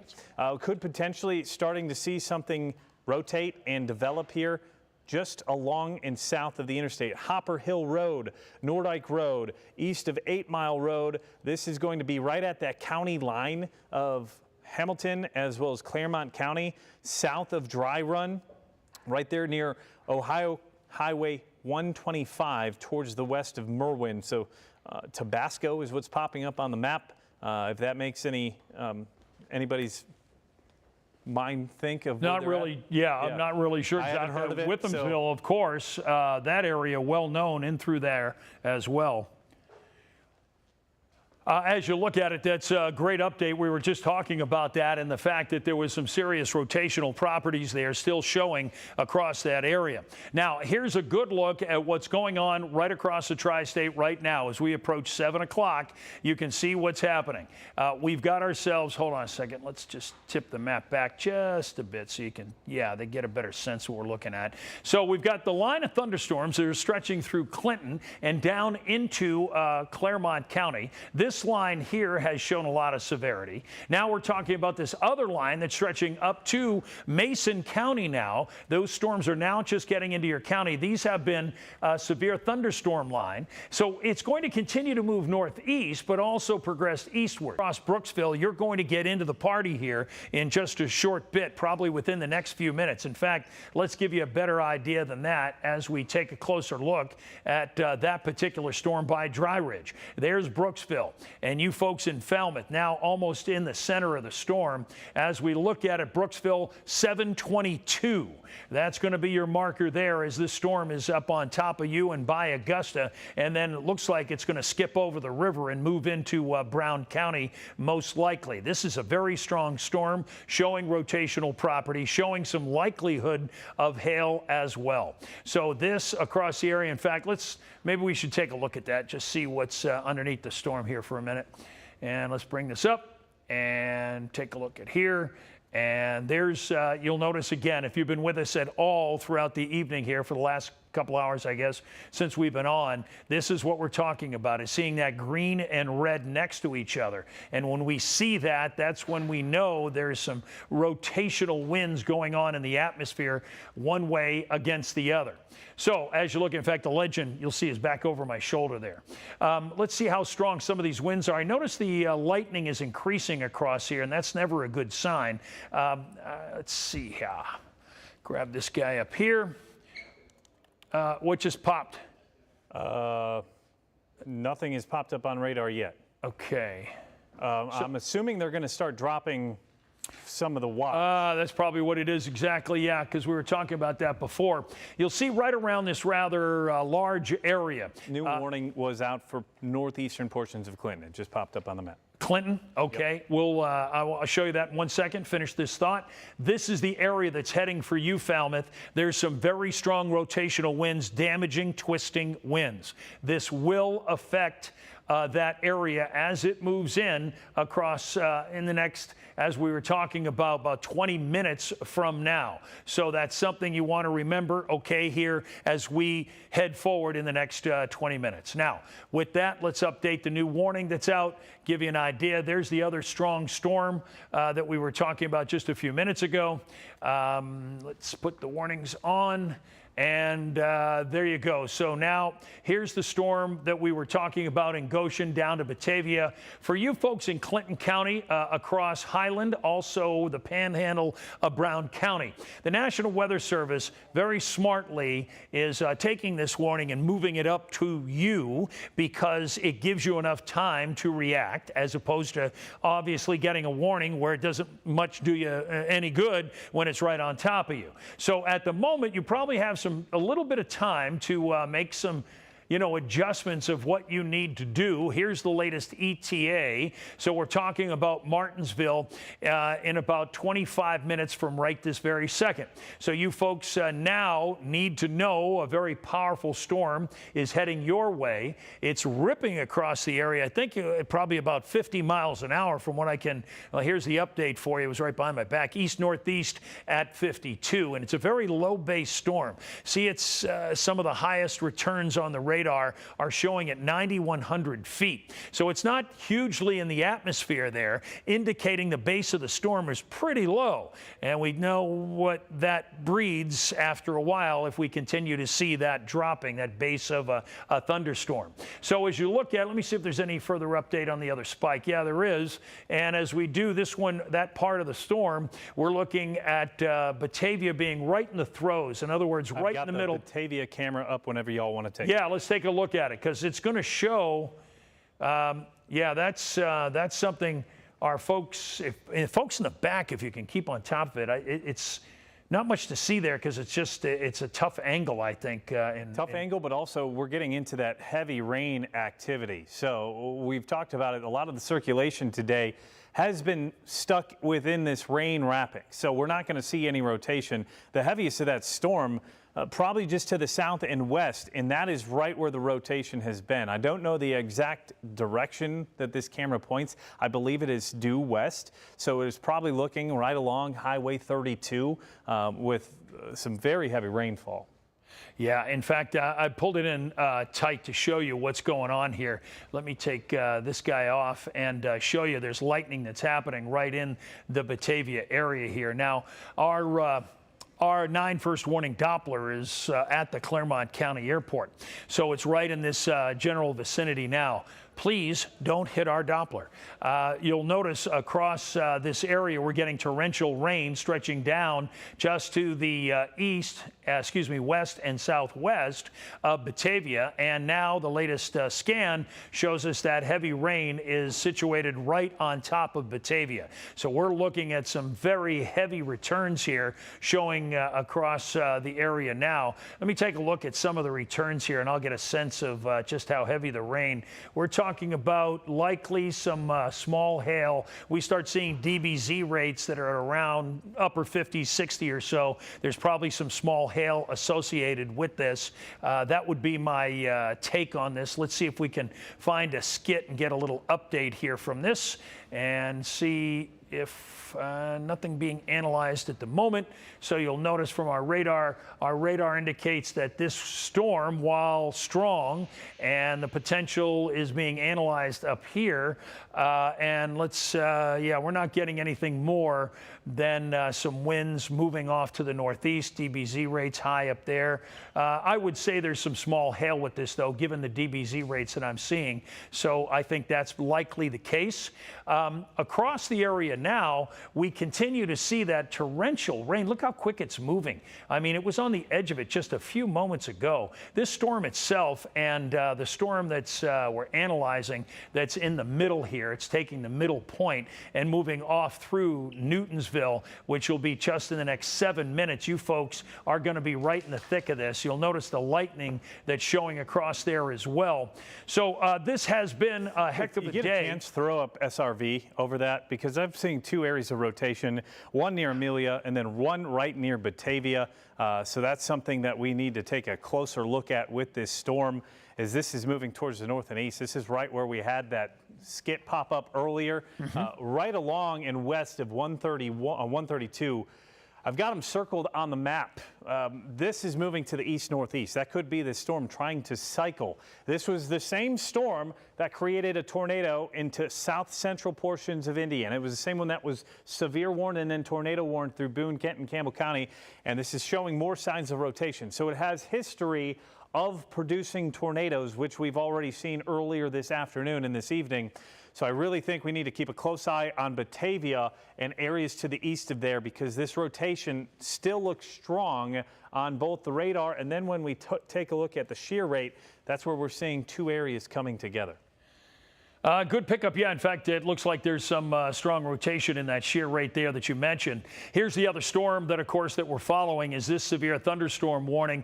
This one up here is now moving out of the area. You'll notice Pickaway County. This is Clinton County here. Now, you folks are pretty much out of the thick of things except for the corner of the county now. You'll notice as part of this other storm, you're starting to see that heavier rain across the area there for just that southwest corner of Clinton County, but the main action is down here by Batavia, as of course Brandon was just mentioning a few moments ago. We have the other severe thunderstorm warning that's down in northern Kentucky, and there's been some sirens with this because of course the tornado watch is out across the area as well. More storms by Owenton, but not severe. This is the one that's been crawling across northern Kentucky and was once tornado warned. At present, you'll notice the storm itself pretty much over Falmouth right at the moment, and then it's going to continue off to the northeast. Again, these storms are really moving quite quickly. We're talking about 63 miles an hour here across the area. Doesn't look like it's throwing down any severe hail, so it's probably smaller size. But at the present time also, we have some pretty good lightning field moving across here, enough where there could be some power outages that could happen as this moves across Falmouth. So don't move out of your safe location to worry about that. But if you can plug in your phone, your laptop, whatever you may be watching us on it, or even television if it's down in the basement. You'll notice what's going on with an ETA. We're talking about the next 27 minutes or so. This storm is going to be on top of Georgetown for you folks who are in Brown County. Always like to give you a little bit more of a heads up on what's going on across the area so that we can let you know in advance. So we're looking at Augusta, Georgetown, Ripley. This storm is moving to you now here in the next few minutes. Yeah, Brandon. One thing about that storm itself is it's lonely. And when I mean it's lonely, it has nothing out ahead of it that has impacted this air at all. So it's moving into a fresh environment that has not been perturbed or disturbed by any thunderstorm activity in hours. What that means is any of that instability that we still have out there, and let me just pop up the current temperatures for a second to see where we're looking at. We're talking 70, 71, maybe 78, 68 degrees out there. What are the dew points out there? And the dew points are sitting into the low 60s. So still juicy air for this storm to really suck up as it continues towards the east. As I mentioned, these areas of Adams County, Brown County, southern portions of Highland County, as well as Bracken, Mason, and Robertson counties haven't been touched by storms in hours. Yeah, it's a very good point. You know, it's good to reiterate that point because we were talking about that earlier, how that air is, in fact, and that's why this is hardly over for some of our areas across the tri-state. And that's why we're in continuing coverage because of these storms hitting so many areas across the tri-state. This has been a major event for the tri-state from an outbreak standpoint because we continue to see all of this area really have to, see this line of storms that continues to move in a very high-end capacity as it cuts into our eastern neighbors, even greater Cincinnati east and to the southeast as well. So looking at it here, you'll notice that that one storm that Brandon was talking about, we were talking about, and then stretching down, here's some better news. Yes, there's some thunderstorms stretching from Owenton to Dry Ridge, but they're almost out of the area. Now, if you've got friends down there, you live in Owenton or Dry Ridge, this is the time to tell them these are these storms that have been very strong, and that's the story on when the time it's going to get down to maybe your friends and relatives over in Cynthiana that's out of our area.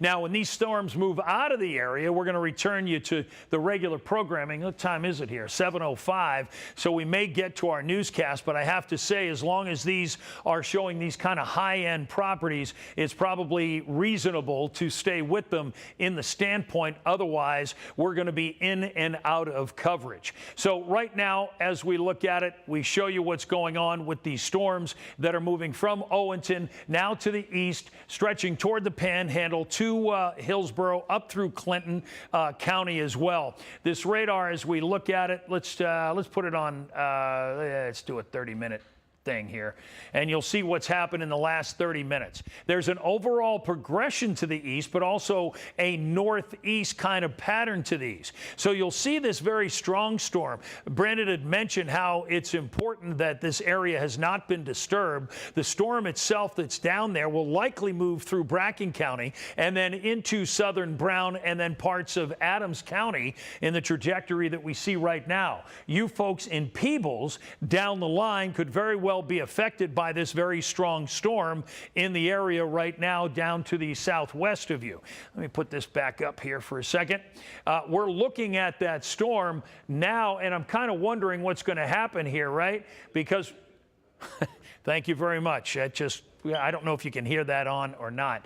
The reason why I said that this happened to us now for a second time, these storms are moving so fast that they're moving out of the polygon so quickly that they have to be extended or something has to be revised. And now you'll notice right at the end of this loop that we're talking about a new severe thunderstorm warning affecting the folks we were just talking about. So the storm itself now, you'll notice stretching from the top of the polygon here, right at about the river by Claremont County, down through all of Bracken County, and then it's going to come across here again with wind gusts to 60 miles an hour. The latest ETA then for the storm that's sitting over Falmouth that will be affecting you folks east of that area. It's moving quick east. Wait a minute. I've got a TVS signature here. Brandon, you want to investigate that, please? Yep.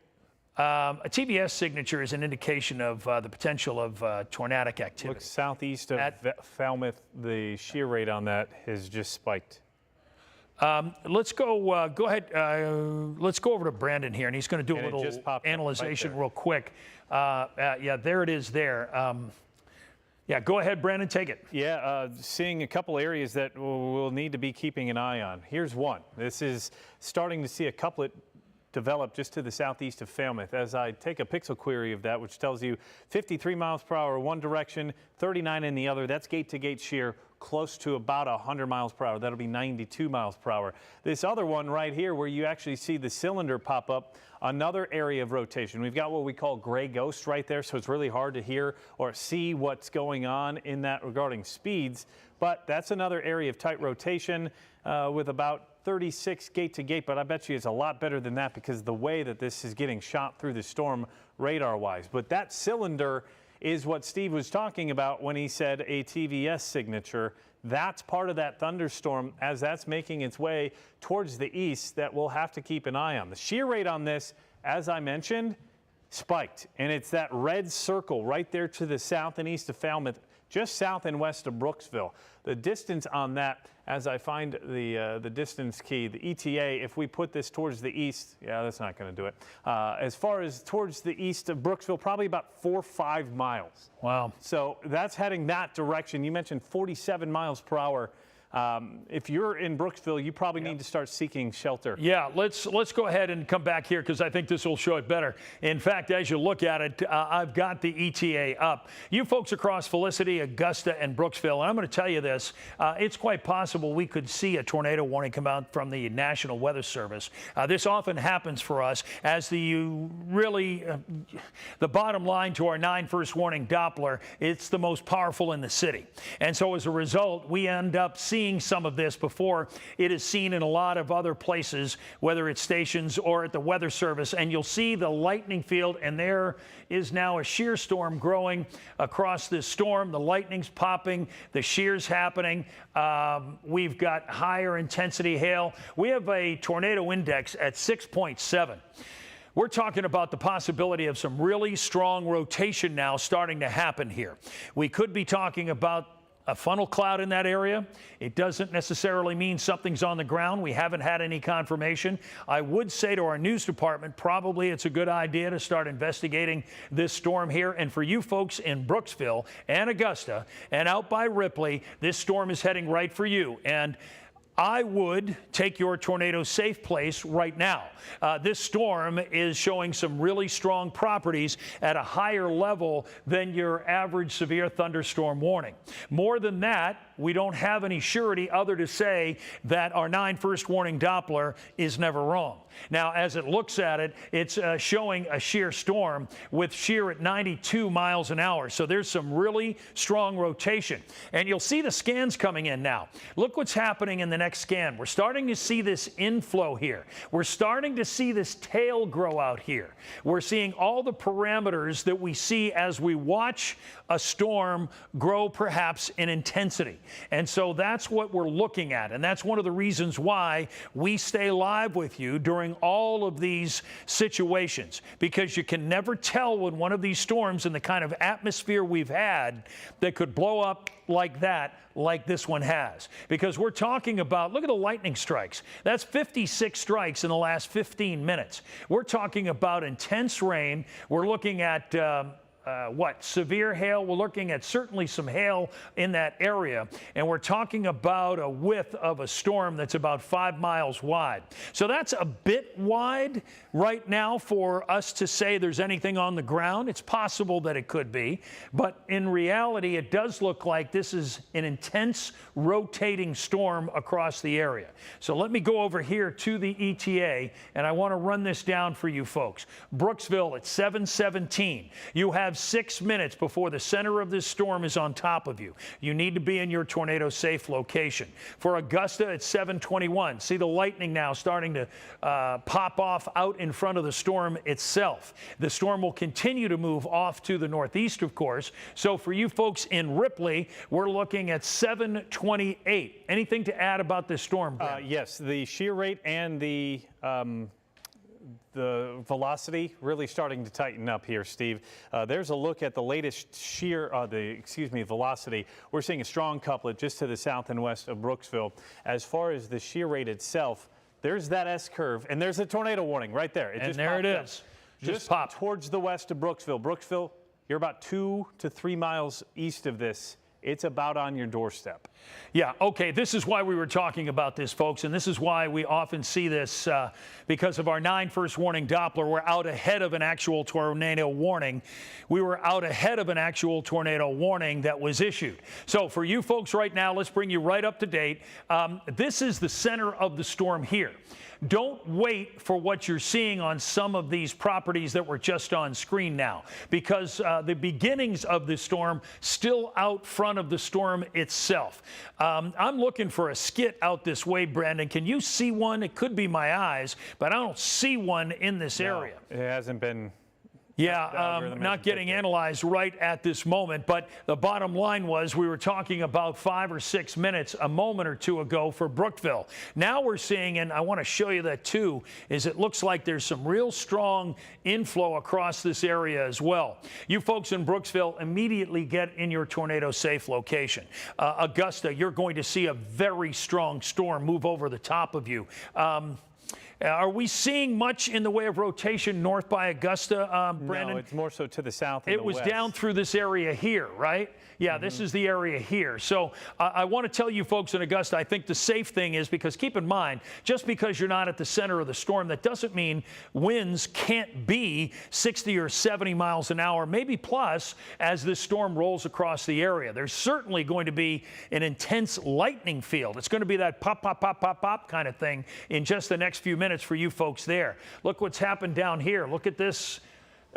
Growing across the area right on top of Brooksville. Let's take a look at where that is exactly. You folks in Berlin, Willow, Powersville, Bladeston, yeah, you're all in the center of this storm. Chatham, Gertrude, let's see what else is out there.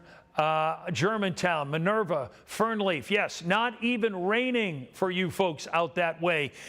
You're going to be hit by a tornado-warned storm. Was this possible tornado in this? Do you know? It's the tornado warning, so it's still red. It's not observed at this point, but I would act as if it is. We've got 96, there's 109 miles per hour of gate-to-gate shear within a, let's say, a 1.5 to 2 mile period. Okay, this is closing off. Look at this bounded weak echo region. We mentioned this earlier. Let me break it down now. I kind of threw it out there before, and I don't think I mentioned it.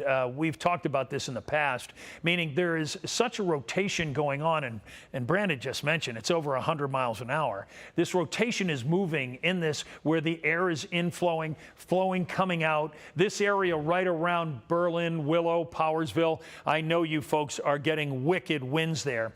And this is trying to close down. And as it does, if it does, we're talking about this area, and everybody knows about the radar scale, right? Green to the hot colors up through about red. Well, if you think about this for a minute, and we got a little update, so let me move this out.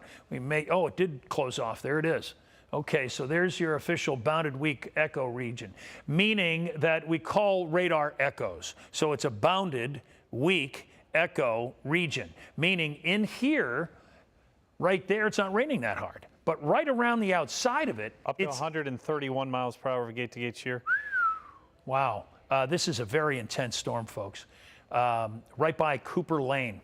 This is by Cook Ridge Road. So to understand what's going on here, if you were, and I often use this, if you look into a blender, you take the top off, and you know everything rotates to the outside because it's going blistering around there. But in the inside, it's not going quite as fast. Well, that's what's going on here. This rotation is happening so strong that the rain is not falling as hard in the middle there, but it's whipping around the outside. So there's an intense circulation going on here when you see this. Here's a brand new skit. I want to see what and look at the tornado index at 6.8.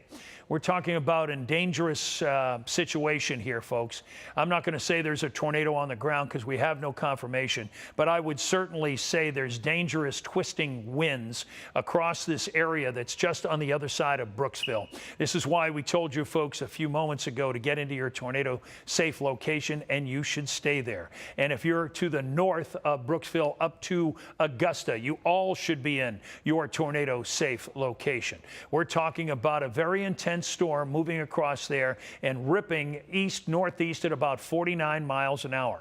We're looking at Augusta at 7:25, so just about 8 minutes away. Ripley at 7:33, Aberdeen at 7:39. This is a tornado-warned storm right here in this region here, folks. That's the one. The warning is out until 7:45. Here's the entirety of the region. So we're looking at this storm making it potentially to Maysville. Go ahead. A street view of the rotation if you want to take that, guys. This is right along downtown Brooksville all the way towards Franks Lane. This is right over the Bracken County High School out that way. This is a Dollar General in that area, as well as the meat fabricating facility.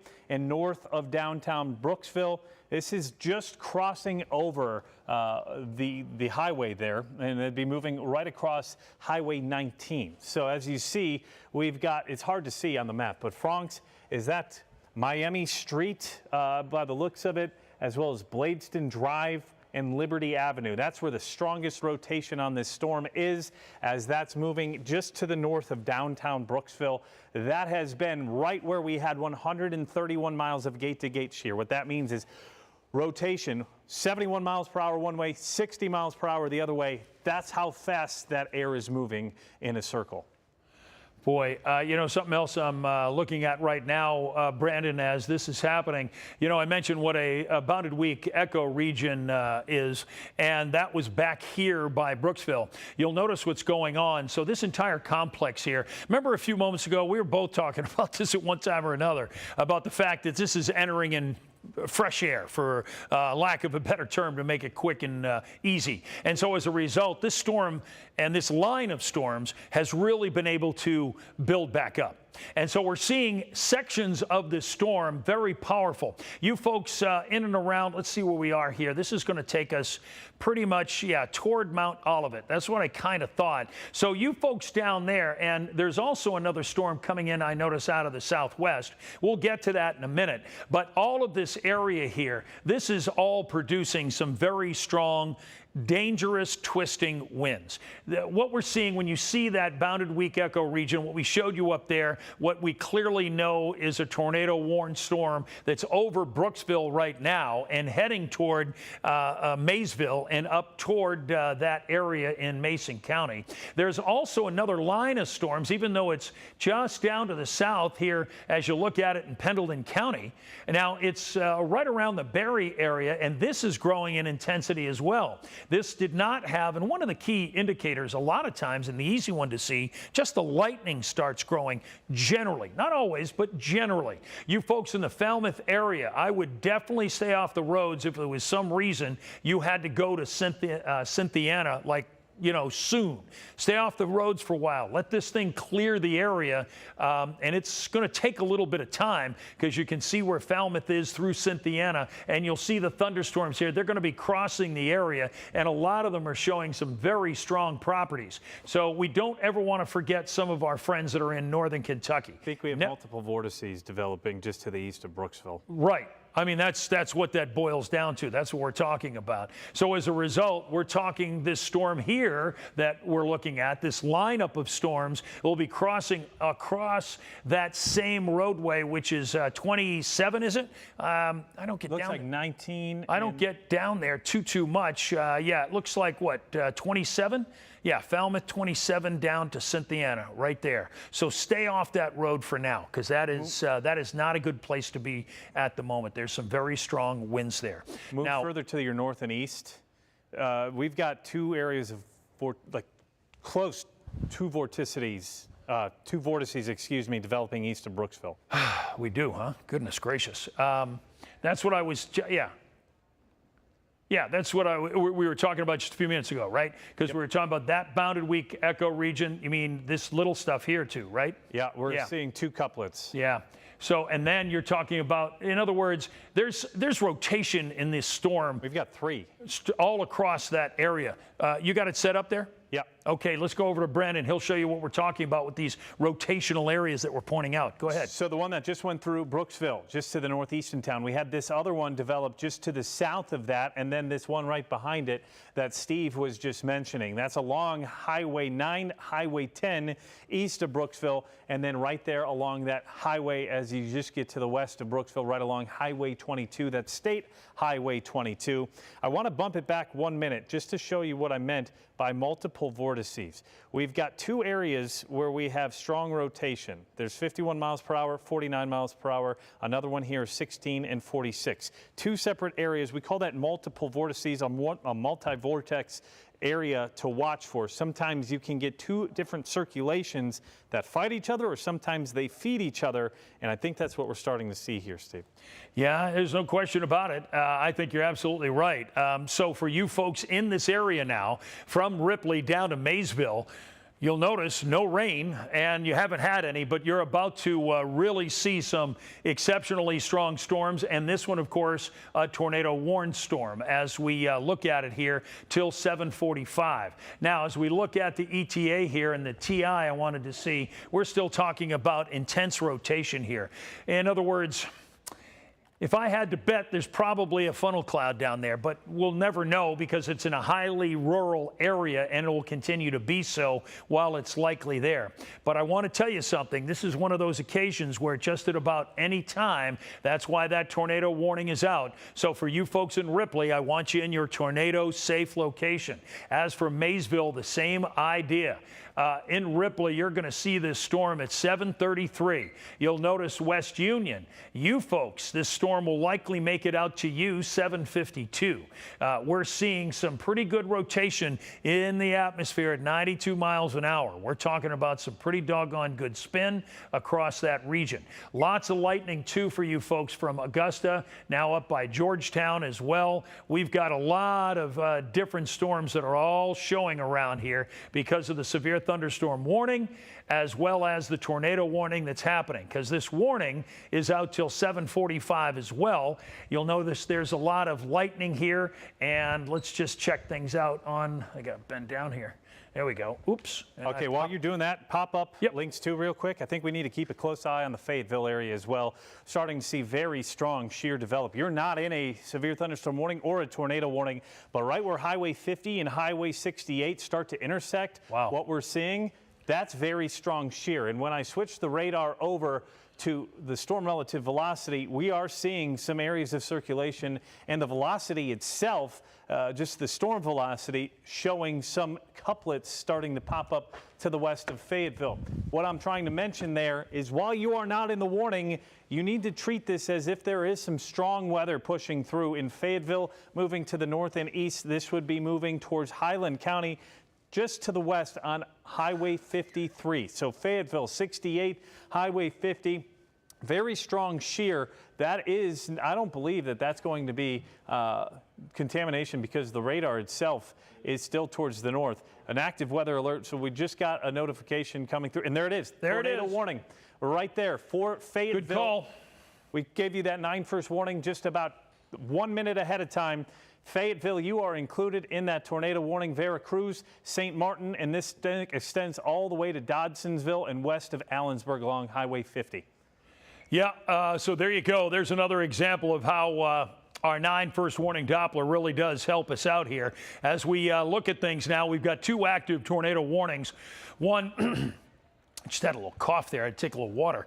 You'll notice the one here. Let's see if we can get a little analyzation now and take a closer look at the one that just popped. Nice work, Brandon, seeing that shear even before everything kind of developed. You folks in Fayetteville immediately, as Brandon was saying, take your tornado safe locations. Now, let's get in a little bit tighter here as we look at it. It's right out by Highway 50.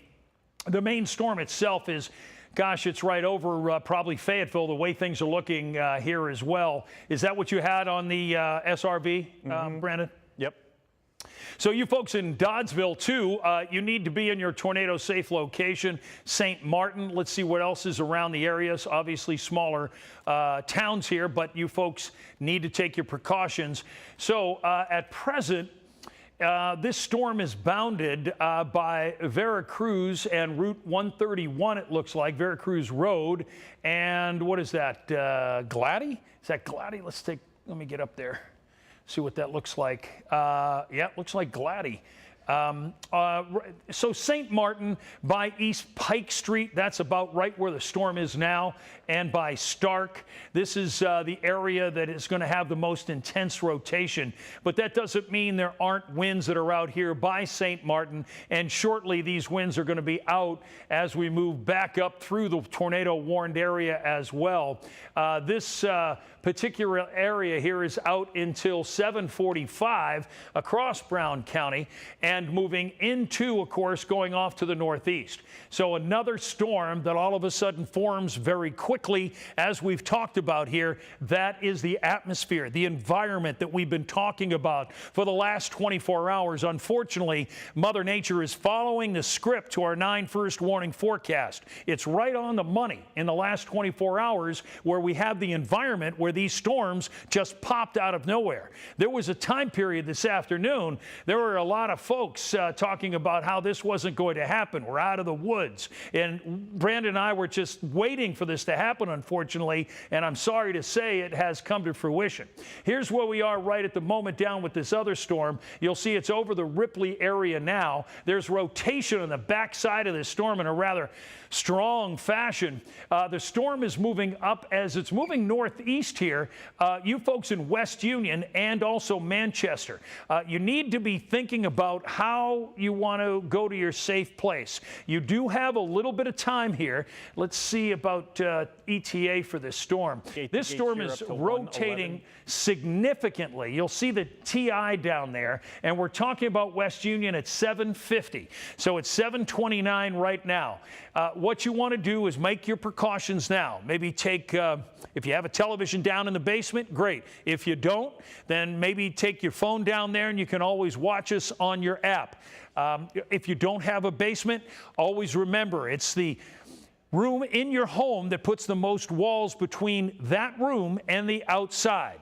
And usually we often say it's a bathroom or a closet, and this is the time that you need to take your precautions. And for you folks out there, please listen to me on this. Don't wait Winchester down to West Union. Don't wait to see this. This storm is going to get there, okay? One of two things are going to happen. And the one that's most favorable is this warning is just going to get extended over the top of you here shortly. And if it doesn't, then the reality is it's still going to be a severe thunderstorm warning with gusts to 60 miles an hour. And so being safe right now. Hasn't been touched. What's that? And moving into an area that hasn't been touched. Again, to reiterate, exactly, getting into an area where most likely it could very well get stronger because it's air that hasn't been touched, hasn't been disturbed, hasn't been raked over, all those terms we sometimes used. So please, please now, if you're on the east-northeast side of this storm we're talking about over Ripley, please now move into your tornado-safe location. Now, the other storm. Here's the other storm that we're talking about. Pop up the shear on that. I will. I tell you what, why don't you take it from here, and I'm going to set something else up. Yeah, taking a look at the shear here. We were talking about it earlier. We've got that S shape within this shear. We've also got more shear on the back side of it. That S shape lines up perfectly with that area of rotation on what we call storm relative velocity. That's where we have winds going one direction and wrapping around again. We've talked about this multiple times. The thing about that is when we take a look at this radar meteorology wise, I want to show you what's happening here. We talked about it at 4 o'clock. I remember mentioning it. Watching out for line breaks. We have one line of those thunderstorms here. We've got another one here.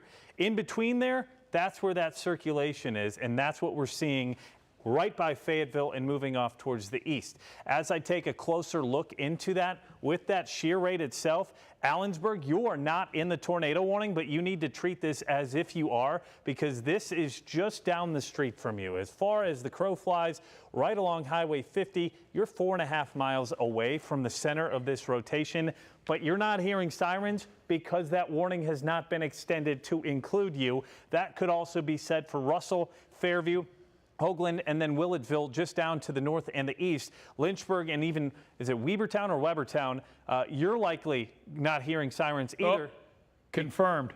Did it go down south? It went down. confirmed. Go south. Go south from where you are right now. Just went purple.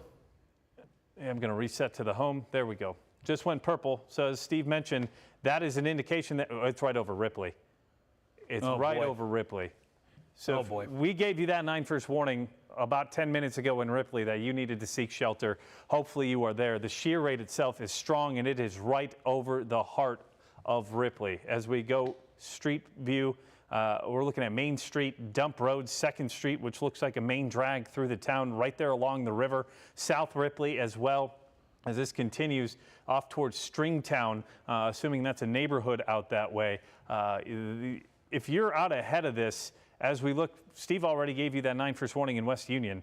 There's no reason for this to not stop its path over the next 10 to 15 minutes. So if you're in between Ripley and West Union, you need to get to your shelter immediately. Yeah, here I got a little bit better view on a wider scale here because I have the board, and it's exactly what we were talking about. So we're talking about a confirmed tornado. Our friends in news, I'm sure, are contacting the folks, either the county or, of course, Ripley police to find out exactly what has gone on. It might have been in Mason County, because you'll notice this area here, it's possible it was just in the corner of Mason County.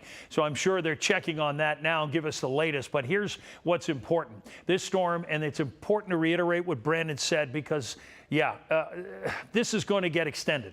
This warning is going to get extended. It's going to get included to you folks in West Union and Manchester. I know it's not even raining there, okay?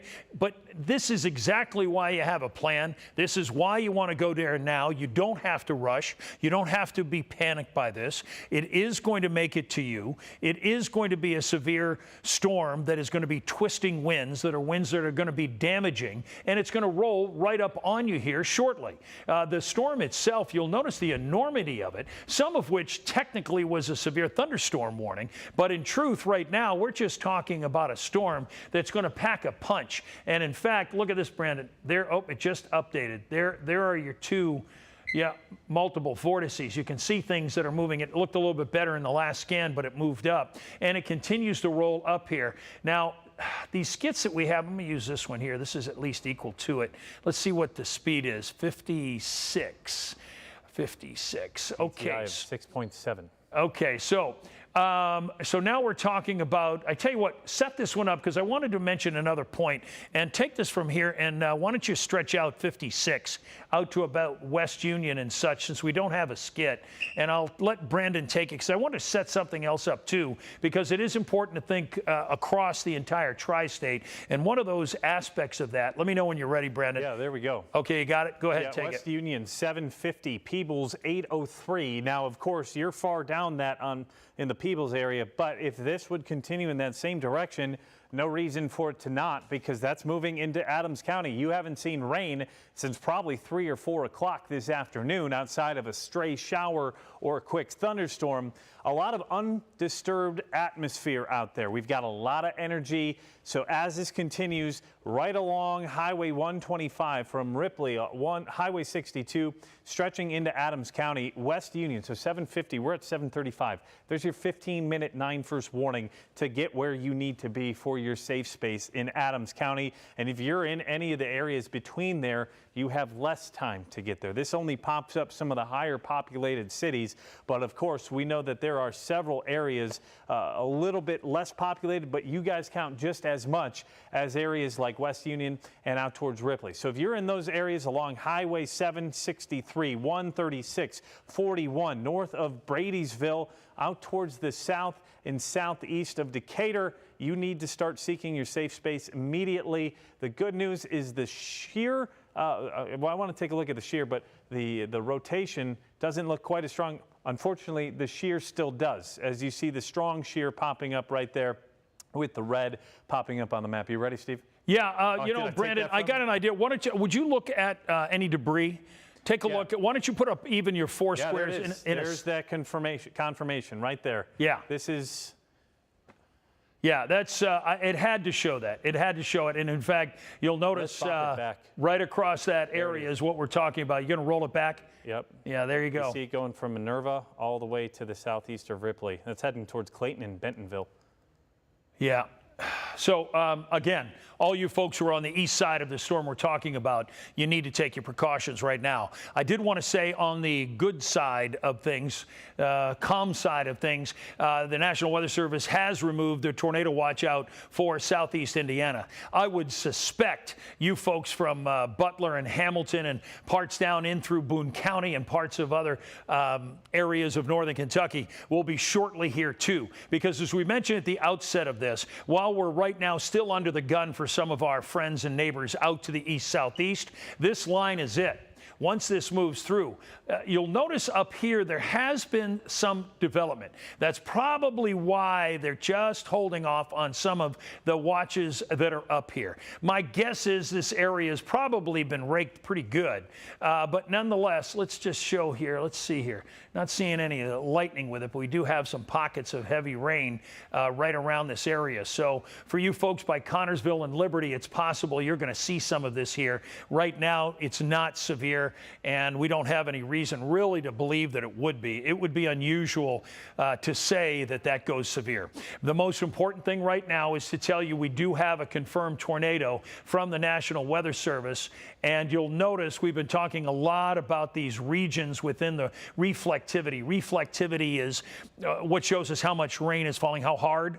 And so right now you get these little donut holes that are in here indicating there's a lot of circulation within these storms. We've talked a lot about it here, and it's not surprising to hear that now, unfortunately, we do have a confirmation of a tornado within this region here, as it had gone severe and to confirmation as purple. The tornado warnings are red, severe thunderstorm warnings are yellow. And you'll notice that this area right around Ripley, chances are that's right exactly where this is. We showed you both the debris issue. We showed you the shear. We're seeing this on the reflectivity. So in all, we're looking at a powerful storm that continues to move off to the northeast. And as it does, you'll notice that you folks here are now just starting to get into some of the rain up by West Union. We've given you your warning. You need to be in your tornado safe location as well. The rest of the tri-state, is that a giant? Yeah, they just issued a new severe thunderstorm warning to include all of Mason, parts of Bracken, and Robertson counties, extending into Adams County and outside of our viewing area. Oh, good Lord. I have to say, that is, talk about a rare issuance.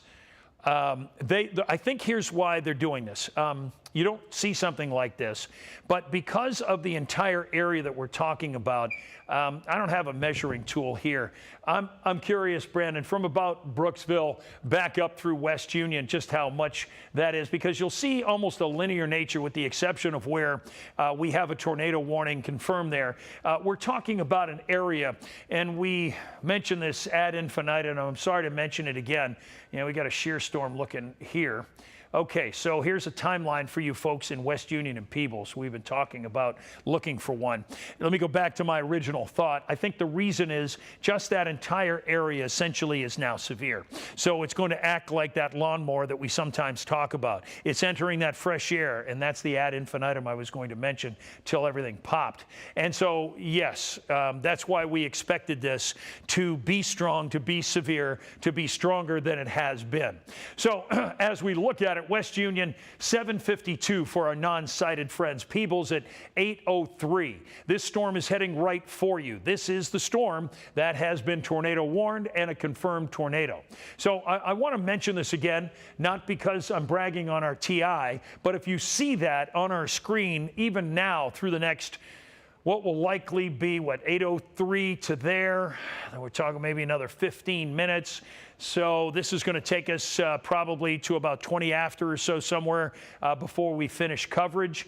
If you see that, chances are there's a high probability there is some kind of significant rotation, not just something in the atmosphere that's rotating. Keep in mind, a severe thunderstorm warning, this entire giant one that it is, all the way out to Scioto County and down to the south as well into Kentucky, is now a severe thunderstorm warning. A warning is placed out like that because there's a rotation in the atmosphere, and that's the level just before a tornado warning would be issued, and or a tornado could be forming and then drop. So now as we look at it, the timing is such. Let me pull these off of here just a second. New tornado warning issued for all of the southern Okay, portion so of they Adams just County. now have extended that area, and it's not surprising. What was a little surprising is they went with the severe thunderstorm warning across there, and we already mentioned this about you folks in West Union. You're in the direct path of this storm, but the entire storm, and keep in mind, this is a unique situation where a great deal of this storm has properties that will be damaging to an area. While this polygon is technically now the new tornado warning out until 8:15, so yeah, my timing was pretty good because I was talking about that time or so at getting out there. So this entire storm system here, there are dangerous winds all within it. There are probably gusts to 70 miles an hour that just happen like in a flash that could cause some damage. And that's why, even for you folks up toward Peebles, if I were you, I would get in your tornado safe location. If I was in Manchester, I would do the same, even though the center of the storm, unfortunately for you folks in West Union, you're going to be right at the center of this storm. So the good news is we gave you that warning 10, 15 maybe as much as 15 minutes ago, right? Yeah. I think that's about right. So hopefully now that you're seeing it rain, now that you're watching, knowing you're under an active tornado warning, if you haven't done that, this is it. Don't wait any longer now. This is your time to get into a safe location because these winds look like they're going to be wrapping right over the top of you. You know, we've done some things with other folks in stories that were in Goshen or other places we've covered. And we do these things. When Brandon and I look at this and we see this kind of situation set up, we know the kind of winds that are happening before they get to you. And that's the uncomfortableness of this. We know that these winds are going to cause damage as they cross over West Union, most likely. Is there a small chance that you might get only brushed by this? Yes, there is. But the truth is, even lower winds, we're talking about gusts of 50 and 60, could cause some damage. And we're talking about winds that are likely much higher than this, given what we're seeing on radar right now. So it's going to continue to move across this West Union area as we look at it. It was 8:03. So that's going to be the center of it, and it continues to climb to you. I will say this, you'll see this little bullseye in here, this small little area. That's good that it's closing up. It doesn't mean it's not spinning in there, just the rotation is not as broad to give us that big, as we've called them, they're called a B word, but bounded weak echo regions moving across the area. Look what's happened down here by Ripley. Look what's going on. These rotational areas here there's another whole set back behind it, and this was the area that moved up from the last area that was by Ripley. So the whole idea is this entire line, consider it severe, okay? Consider this whole thing severe. 109 mile per hour gate-to-gate shear just to the west of West Union. I wouldn't be surprised if it cycled and it dropped another one. Yeah. You see behind me, 70 in. I can't see it on your monitor. Where is it exactly? Just west of West Union, directly 8 miles, right at the county line. Right there. 70 miles per hour, 39 miles per hour, wrapping up together. And that is moving directly towards West Union. And when I throw up the shear rate on that, that is exactly right where we are seeing the strongest rotation. So West Union, 7.5 miles. We told you at 7:53 it would be to town. Might be a little sooner than that, but it's heading directly towards West Union. This is not, folks in West Union, this is, let me be frank with you and take a second. This is not going to be a good thing that is going to happen as it rolls over the top of you. This is going to be an extremely severe situation, and it could cause a loss of life. So you need to take your precautions at this very moment if you haven't already. Now, I want to show you one other thing about this, too. Let me grab this pen up here, see if I can do it on this wall here slowly and bring it down right through and into almost Cynthiana. Now, we're talking about tens of miles of severe weather. What's that? 50 miles. Is that what it is? Yeah. Okay, marked out at 50 miles. So Brandon took care of that. So there are more of these storms that are down south of Brooksville that I want to make you folks in Maysville aware of. Okay, this is the next area that could likely pop. Let's take a little closer look at that. Now, you folks in West Union, and first off, let me do this before I get to you folks there, okay? I just want to take a look. Sorry about that. Hold on. Let me get this out of here. go back home, kind of clean that off, and then move it over so we can take a look at this area that I wanted to show you across Adams County. Now, I know West Union, I know Peebles, I know Winchester, there's Manchester to the south, and I was looking for any other places that need to be called out. And there it is. These are small towns that you folks who are watching or listening in West Union know. Do not take any time at all. If you live in the county of Adams County, out by Blue Creek, Selig, or Jones Corner, right now go to your tornado safe location. You're in a tornado warning, but it's not even raining by you right now. A lot of these small towns, and I know you folks are out there that watch us, we're talking about maybe 50, 100, maybe 200 people in these small towns. You folks, to stay safe, get to your tornado location all across Adams County. For that matter, too, there's going to be a lot of strong winds for you folks in Peebles here momentarily. Let me see if there was an update as to where that is in the storm here. Hold on one second. And right there. Yeah, there's Peebles, 808, but this was back here for this part of the storm to get to you. So you're still going to be in the storm several minutes before that. So if it's 808, I would say just after 8 o'clock, you're going to start to see some real gusty, strong winds, and then it's only going to get worse as this particular storm, and here's the middle of it, another edge of it goes through. So you're looking at what, 12, 8, 20, maybe 25, 30 minutes of some really strong weather in Peebles, also in Seaman. You're going to see that as well. These areas that you are seeing on the screen are under a tornado warning or close by. And, you know, there's part of us that just want to make sure that you understand sometimes that these storms, look at this, this is bowing out. Yep. Right there. Yeah, these things. So you folks in Maysville, you're going to start to see some very strong damaging winds. While you're in a severe thunderstorm warning, but this is going to move. See, this is moving northeast, and some of the strongest area is right here to your southwest, and that's where it's going to be moving next, is in through the Maysville area. You can see the storm there, and as we look at it, it's traveling up almost on 62, and this part of the storm is going to be up with you probably in the next few minutes. Brandon, you want to do a little update on that that you can do from there, and I'll take a look at the broader storm that's going on here. Take a look at the couplet just to the west of West Union. It's getting even scarier, so to speak. It's very tight. We're seeing rotation 60-43. That couplet is extremely tight. Just to the south of Fairview. This is going to be right along, what was the road that I saw there? 763 as this is moving out towards West Union. Wow. That is Brief Ridge Road as well as where this is at. It's moving south of Panhandle, west of West Union. As I zoom out, you can just see the brighter colors. It's hard to really tell once you get close, but once you zoom out, not to try to give you motion sickness there, but what you're seeing is these greens. That's going towards the radar. The red's going this way, and that's where you start to get that really to tighten up. That's where you see some very strong rotation, and the shear rate lines up. Wow. I mean, extremely strong shear. S-shape. Is that extreme in the middle? No, it might be. No, it looks like it weakens a little bit, but it might just be an algorithm issue there. But intense storm. This is likely about to touch ground if it hasn't already. Yeah, I think that's, excuse me, I think that's very safe to say.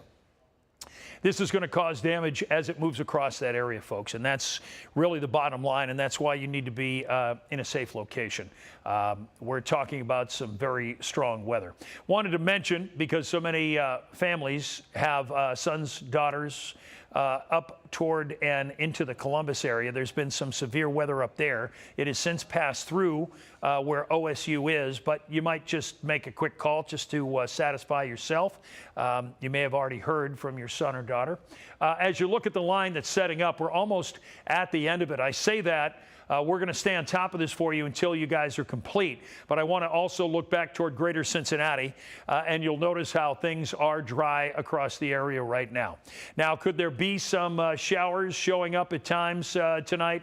Yes, I think there could be. In fact, as we go into the forecast, there's going to be a little trough that follows this cold front going into tomorrow, and we'll likely see some scattered showers. And they're going to be cold-based, so the possibility of seeing some hail with these are also there.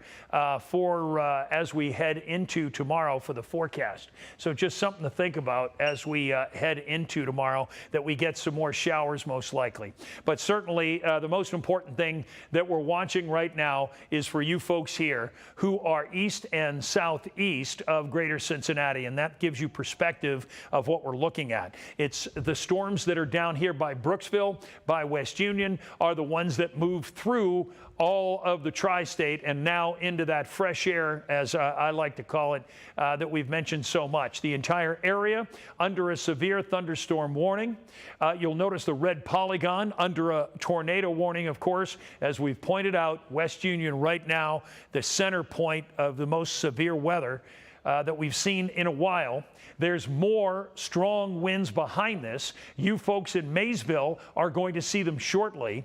In fact, there's a big, you'll see this line up right here, and this will continue to kind of bend to you a little bit, and that's going to end up causing some damage. Now, not perhaps as much as this storm right here, unfortunately, that's sitting over West Union. I've got a street.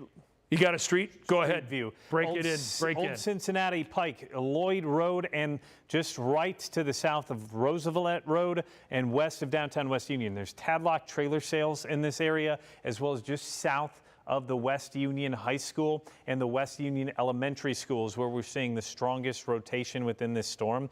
That is right east of State Route 136. So that's going to be southeast of the Panhandle first stop, just west of downtown. So we're starting to get this closer and closer to downtown West Union. Smile Designs of Southern Ohio, this is moving towards that area. For anybody in that area who may know these locations. Confirmed tornado. So there it is. And let's check out. There it is. There it is, right where we're talking about. Come back to me here, guys, and I'll show you the bigger picture here as Brandon kind of sets that up.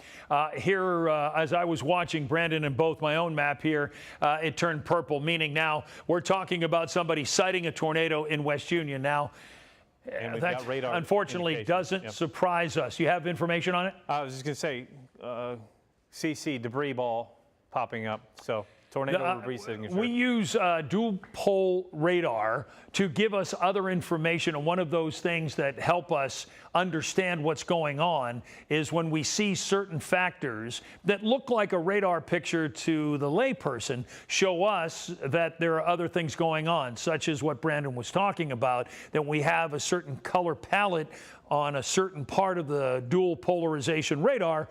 We know that there's a debris ball, meaning there's debris being kicked up by the rotation of this particular storm.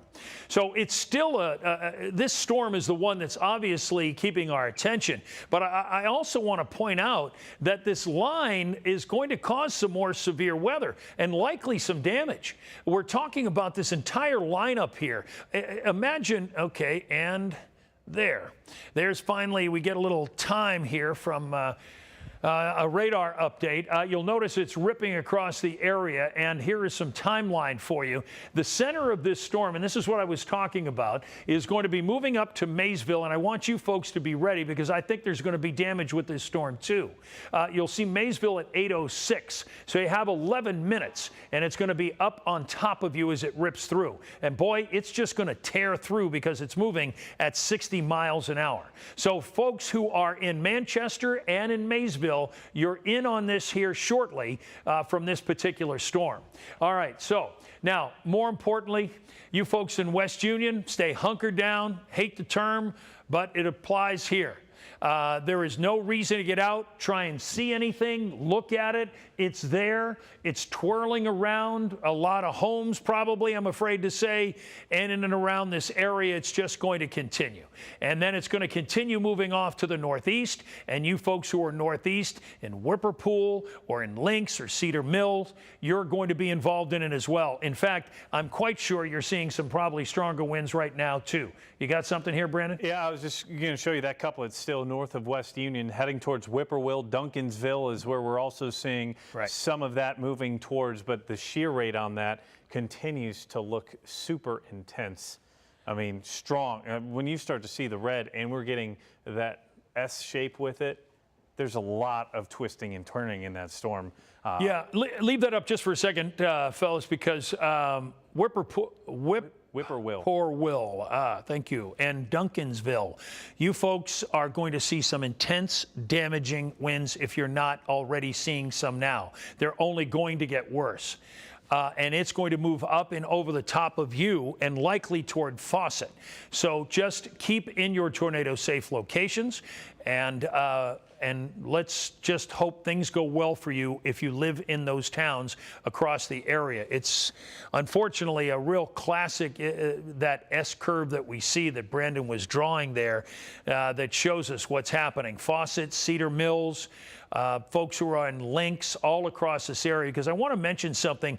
While the core of the storm is in the area of West Union and moving up to the places we mentioned, and there it is right on the other side to the southwest of Whippoorwill. We know that because, do you see the S that Brandon drew, and then he puts it on the SRV, the storm relative, and now it's moving up, and gosh, it couldn't be, unfortunately, a more classic example showing on our 9 first warning Doppler. This is why we have the most and strongest Doppler in the area, to see these things so that we can warn you first. And you can see that this is going to be a real problem for all of you folks. And we're talking about an area, again, that's just not in the small area we were looking. This storm's going to come crashing across this area right out through Adams County. And it'll continue into Scioto. So not the time, but for you folks in Peebles down through West Union, Manchester, you got time.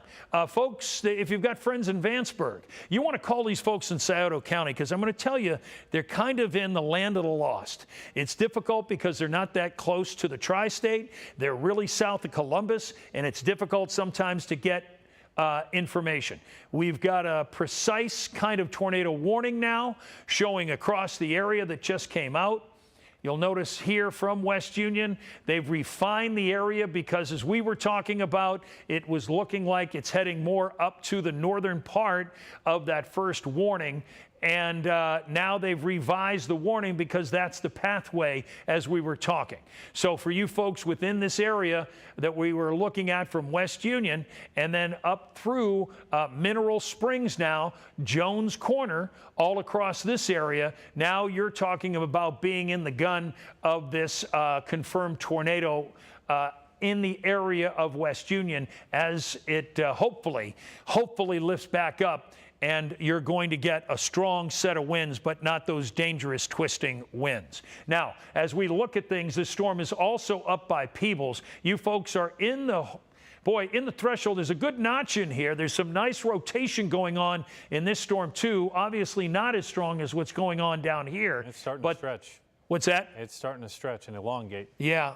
Towards Peebles, south of Peebles along Highway 41. Yeah, there's no question about it. So this is likely going to be the next area that gets a warning here shortly. So you folks in Peebles, stay in your tornado safe place. We talked about this. I know you are getting good thunderstorms, heavy rain around there. It doesn't look there's a whole lot of lightning in that area, but that doesn't mean those winds aren't whipping around or aren't getting stronger. So it's something to keep in mind here for you folks. So this that area there is going to be likely the next spot that has trouble. along with Maysville. Talked about this coming up out of the northeast and then heading for you folks in Maysville, and now it's right in your back door. Anywhere from Moranberg, Old Washington, all seeing some of the heaviest rain, some of the winds that are happening in there as well. You want to get an analyzation of this, Brandon, as I name off a few more cities here so we can get you guys prepared from Plumville, Springdale, Manchester, Sand Hill, Ellsbury. This line, there is no question there are gusts to 60 miles an hour and likely stronger across this region as well.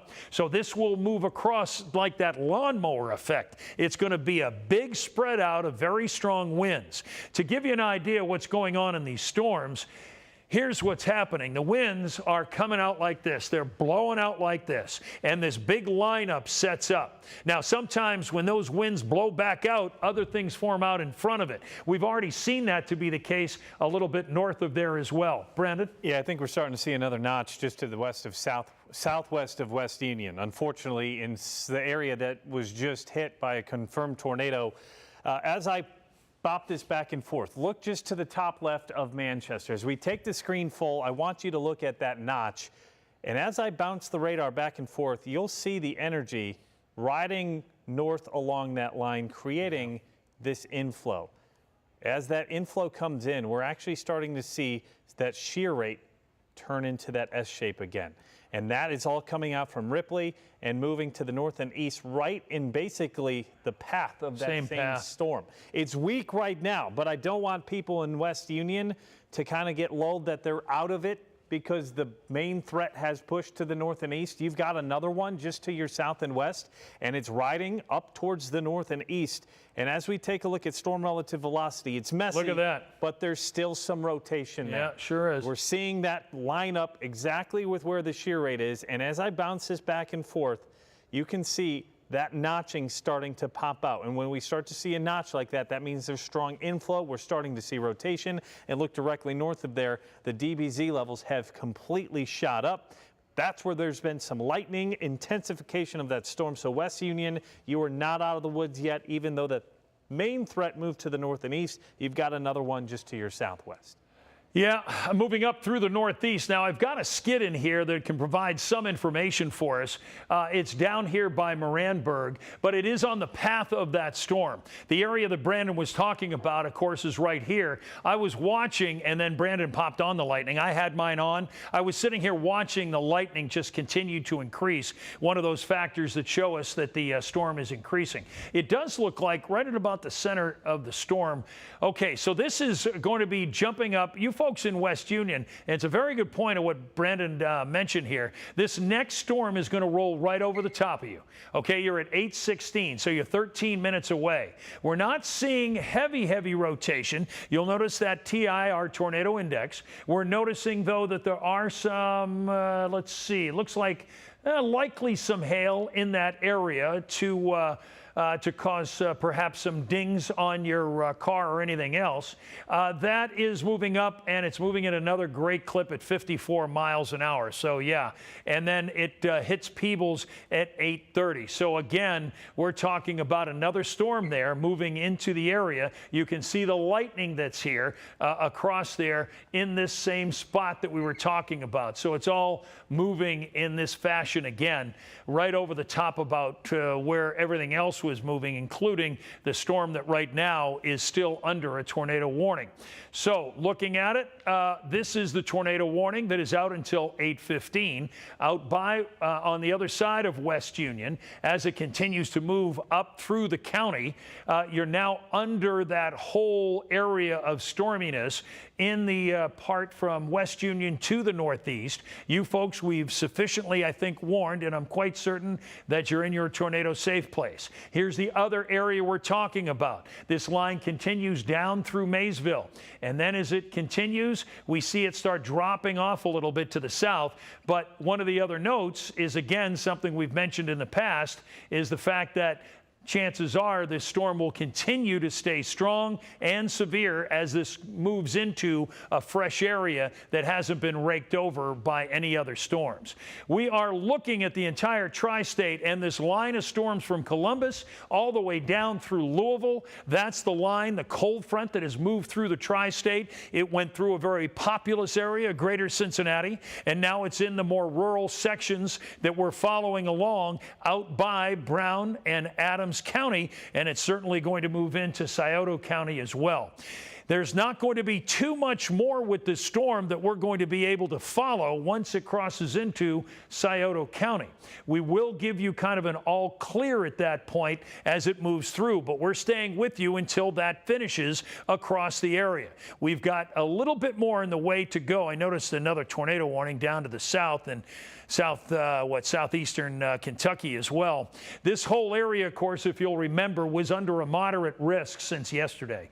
It's what the Storm Prediction Center does better than anybody in the world, quite frankly, and they look out over the course of time, and it's rare when they don't come up with the right answer. And as a result, we're seeing, unfortunately, staying to script with the severe weather breaking out over a good portion, if not all of the tri-state, and several tornado warnings and several confirmed tornadoes. This is going to take a while for the National Weather Service to really get a hold of because of all of the different things that have happened across the course of the day. So right now, here's what we're watching is this area here. The Weather Service has redefined this area, and the reason why is this would be the box where the most severe weather is located, is this area here that we're watching. And this storminess, and once it crosses this Adams County line into Scioto, we're going to send you to programming because I know we're past prime here at 8 o'clock. Yeah, Brandon, go ahead. I was starting to see some of the shear rate actually jump just to the north and east of that polygon, off towards Beaver Pond and Jaybird, from Mineral Springs northward towards Pine Gap. This is just east of Peebles. You're not technically within the tornado warning that they just drew, but we are still seeing some rotation right there within that, and that's the shear. As far as the area of velocity, it's not tight, but it's still there. And remember, now the radar's pointed in a different direction. It's shooting through the back of this storm, so it could be getting some contamination there. But that's an area to watch out for. Beaver Pond, Pine Gap, Jaybird, right along Highway 73. You're not technically in the warning, but you need to treat it as if you are, because we are still seeing some very strong shear from Doppler radar. And as we go back down towards the south and west of West Union, that area continues to show signs of rotation and shear yet again. As I zoom out, I wanted to show you something real quick here, Steve. This is intense shear that we've seen. This is the shear path over the last couple of hours. And you can see this is the same storm that became tornado warned from Louisville. We had a confirmed tornado move into Owen County. Now this has continued out through southwestern portions of Adams County and out through central Adams County. We had that second tornado warning that rolled through the Boone, Kenton, Campbell County areas. Both of those were the two continuous storms when we talked about long track the last couple of days, right? Yeah. That's been a word a lot of people have asked about. That's a long track severe thunderstorm supercell, which could potentially produce tornadoes, and we've seen multiple confirmed tornadoes along that line. So that's just an idea of what we were expecting today and what has actually transpired. Let me just say this for folks who are joining here because it's in prime for ABC. We'll be joining that shortly. We're following an active tornado warning that Brandon was just talking about. You'll notice it's flashing purple over in Adams County. It's the one that he was talking about in a long form that has come from Louisville and is finishing out and moving out into central Ohio. Think about that for a minute, and that you understand the severity of the storms that are going on. We're staying with this for our friends who are out there, and I have a new timeline, so let me get that in there and see what exactly we're talking about for timing for folks out that way. Keep in mind, these storms are still moving through West Union, Manchester. The specific storm that we were looking at is right here. See it right under Peebles? Now, bring it in nice and tight for you, and let's take a look. It's by State Route 101, we're looking at, let's see, still a serious rotation. We're at a tornado index of 6. chances are there's a funnel cloud there, or if you were there and looked up, you'd see a rotational base happening. Sunset was 5 minutes ago, too, as a reminder. I'm sorry? Sunset just happened, so a reminder, because we don't have windows. Yeah. You're not seeing anything out there. Yeah, I'm trying to get, there's no other ETAs going on. We're at 45 miles an hour, so it's not going to be long before this storm is outside of our purview, and as a result, the storms are going to continue across the region here. Scioto County is going to get hit. There's some very strong severe thunderstorms across this area that you see here. This storm right now looks like it could very well scoot right to the south of West Union, coming up at 8:17. I'm not sure what you folks did in West Union to the weather gods, but I'm really sorry about it, because as you look at it, there's going to be another storm that moves through there, and it's going to be a severe thunderstorm again. And there's going to be some straight line winds that could cause some damage and are probably happening right now. And for folks who are out to the east of West Union and out to Adams County, you're going to see this thunderstorm move across the area over the course of time. Let's see if we've got a little update here for you. We do not, but look at the rotational properties on here again. We often mention our tornado index. This particular storm, the one that's now right here, stretching around Manchester, that is rotating at a very good clip. Now, that's going to move off and through Adams County, and let's see if there's anybody in the pathway, small towns. I've got it popped up if you like it. Okay, it's in the catbird area. Oh, don't tell me it's in the catbird seat.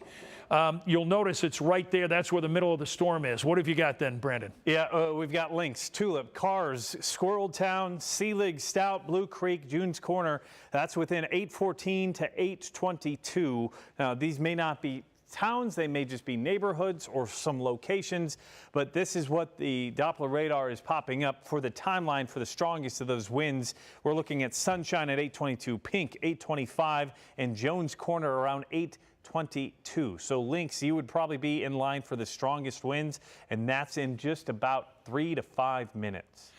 Okay, here they come. You're going to get whacked all across that area once again, friends, and I'm sorry to hear that in Adams County. You folks haven't had anything to rake over the atmosphere, and as a result, you're getting some of the severe weather across the entire county, and then it's going to move on into Scioto County. Now, one of the things for everybody who's watching elsewhere, yes, we know you're not getting really anything around the greater Cincinnati area. It looks like there's a few showers down here in northern Kentucky, in Dry Ridge or Owenton, even a little bit of a downpour. But all the action is out to the east. This line that's moving through Cynthiana now is the one that moved through the entire tri-state earlier. I'm interested to see at what point I think the Weather Service will release these counties out of a tornado watch. There is what we call a trough line set up behind it, so perhaps they want to see if there's any other development back toward that way. Let's see. Let me put this on. Hold on a second. Let's take a look at this and see where we stand here. And boom, and boom. Let's see. Okay, I don't see anything too concerning. There's some moisture back here by the low. By the way, just out of forecasting, there's going to be this tremendous rush of cold air now. By tomorrow, we're looking at temperatures in the middle 40s. What did we have a high today? 45? Tomorrow is 45. Yeah, 45. So it's going to be tremendously colder across the area to the tune of 25 degrees. This is going to be the center low here. There's some models that want to bring snow across the area. We're not quite going all in on that, but it is possible by late tomorrow night and Thursday we could be talking about the possibility of some snow showers. But that's yet to come. I'm talking about that only from the standpoint that I wanted to see if there was any development back here, and there isn't. So as a result, I think this is going to get cleared very quickly. There would be no reason really to hold the tornado watch up for another hour and a half once these storms move through the area. I want to let the rest of the folks know who still are under that kind of situation. And as we look at the entire tri-state now, this is the line that we're waiting to move out. And that's the tornado warning that we're waiting to move out of the area. That line that you see there in Adams County, there's thunderstorms here, Bracken, and through also through Mason County. Those are garden varieties. But we're staying with our friends here in Adams County. Wouldn't you want us to, if it was in your back door, moving to your house? I think you would. So as you look at it then, as we right now, oh, look at that. The warning is off. Like to see that. That's nice to see. Starting to get a bow echo. Yeah, there's no question about that. That was what we were mentioning before. This is still an area of very severe weather across the region, across that Adams County area, rather, just outside of West Union. These storms are going to continue to just move through the county. Now, if you are to the east of West Union, and there's not much in the way there except small towns, but that's why we've been with you folks. This edge that's on Lynx and Tulip down by Gemmer, it's moving to Squirreltown and Selig. You're going to see strong gusty winds that could very well be damaging as well. There'll be straight line winds. There are winds coming out of the storm like this, and they're going to be heading for your area. Any final thoughts, Brandon, before we send it back to programming? This is probably the biggest severe wind threat out of anything we've seen, right? With this bow echo right here. Everything else has been more rotational and supercell. Now we're getting that squall line feature, which we talked about quite a bit throughout the day. That line of thunderstorms packed a punch. We've saw 2 supercells continue to rotate and push through the tri-state. And right on time. We said between 5 and 9 o'clock. Here we are at 8:15. It's going to be exiting right around that 9 o'clock time frame for parts of southeastern Adams County. This is why we do this. We try to give you the 9-1 warning. And another thing is we saw a lot go on today. 3 different rounds of storms. 1 in the morning, 1 in the midday, and then this evening. And, of course, this evening packing the greatest punch. Hope everybody's safe. That's what I do want to say. And for those of you in Adams County and southeast Adams County, you're still in the thick of things for another 5 to 15 minutes. But what a wild event today. It certainly has been. It is hard-pressed to think of anywhere in the tri-state that hasn't been touched by this line. And that's why we went into this with a rather large pronouncement, certainly coming from the Storm Prediction Center and then from us as well, how this was going to be a big, big day in our weather history. So for meteorologist Brandon Spinner, I'm Chief Meteorologist Steve Raleigh. Thanks very much for spending the time with us. We know you want to get to programming. I'm going to send you off to ABC now. Just keep in mind, if you're in Adams County, that about for the next 15 minutes. And one last note that I will mention, the last thing that I'll mention, look what's happened here. I just want to tell you, we mentioned it would continue into Scioto County.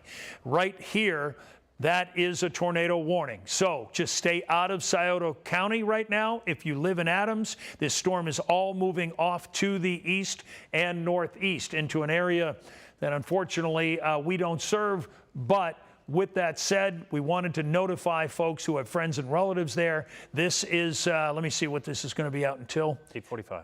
8:45. So this is the same storm that we talked about that's moving right through that area. And I can't leave because I can see the donut hole here right across that area. And this is going to be right here. Here's a little update for you. Okay, so let me get this out of here. Okay, Piketon, pretty populated area. You folks, the folks there, you're going to see this storm at 8:43. 8:43, you got friends, relatives there. Let them know that it's on the way. Again, thank you for your indulgence. We'll send you off to ABC programming. And, of course, we'll see you at 11 or sooner if you need to go to WCPO.com.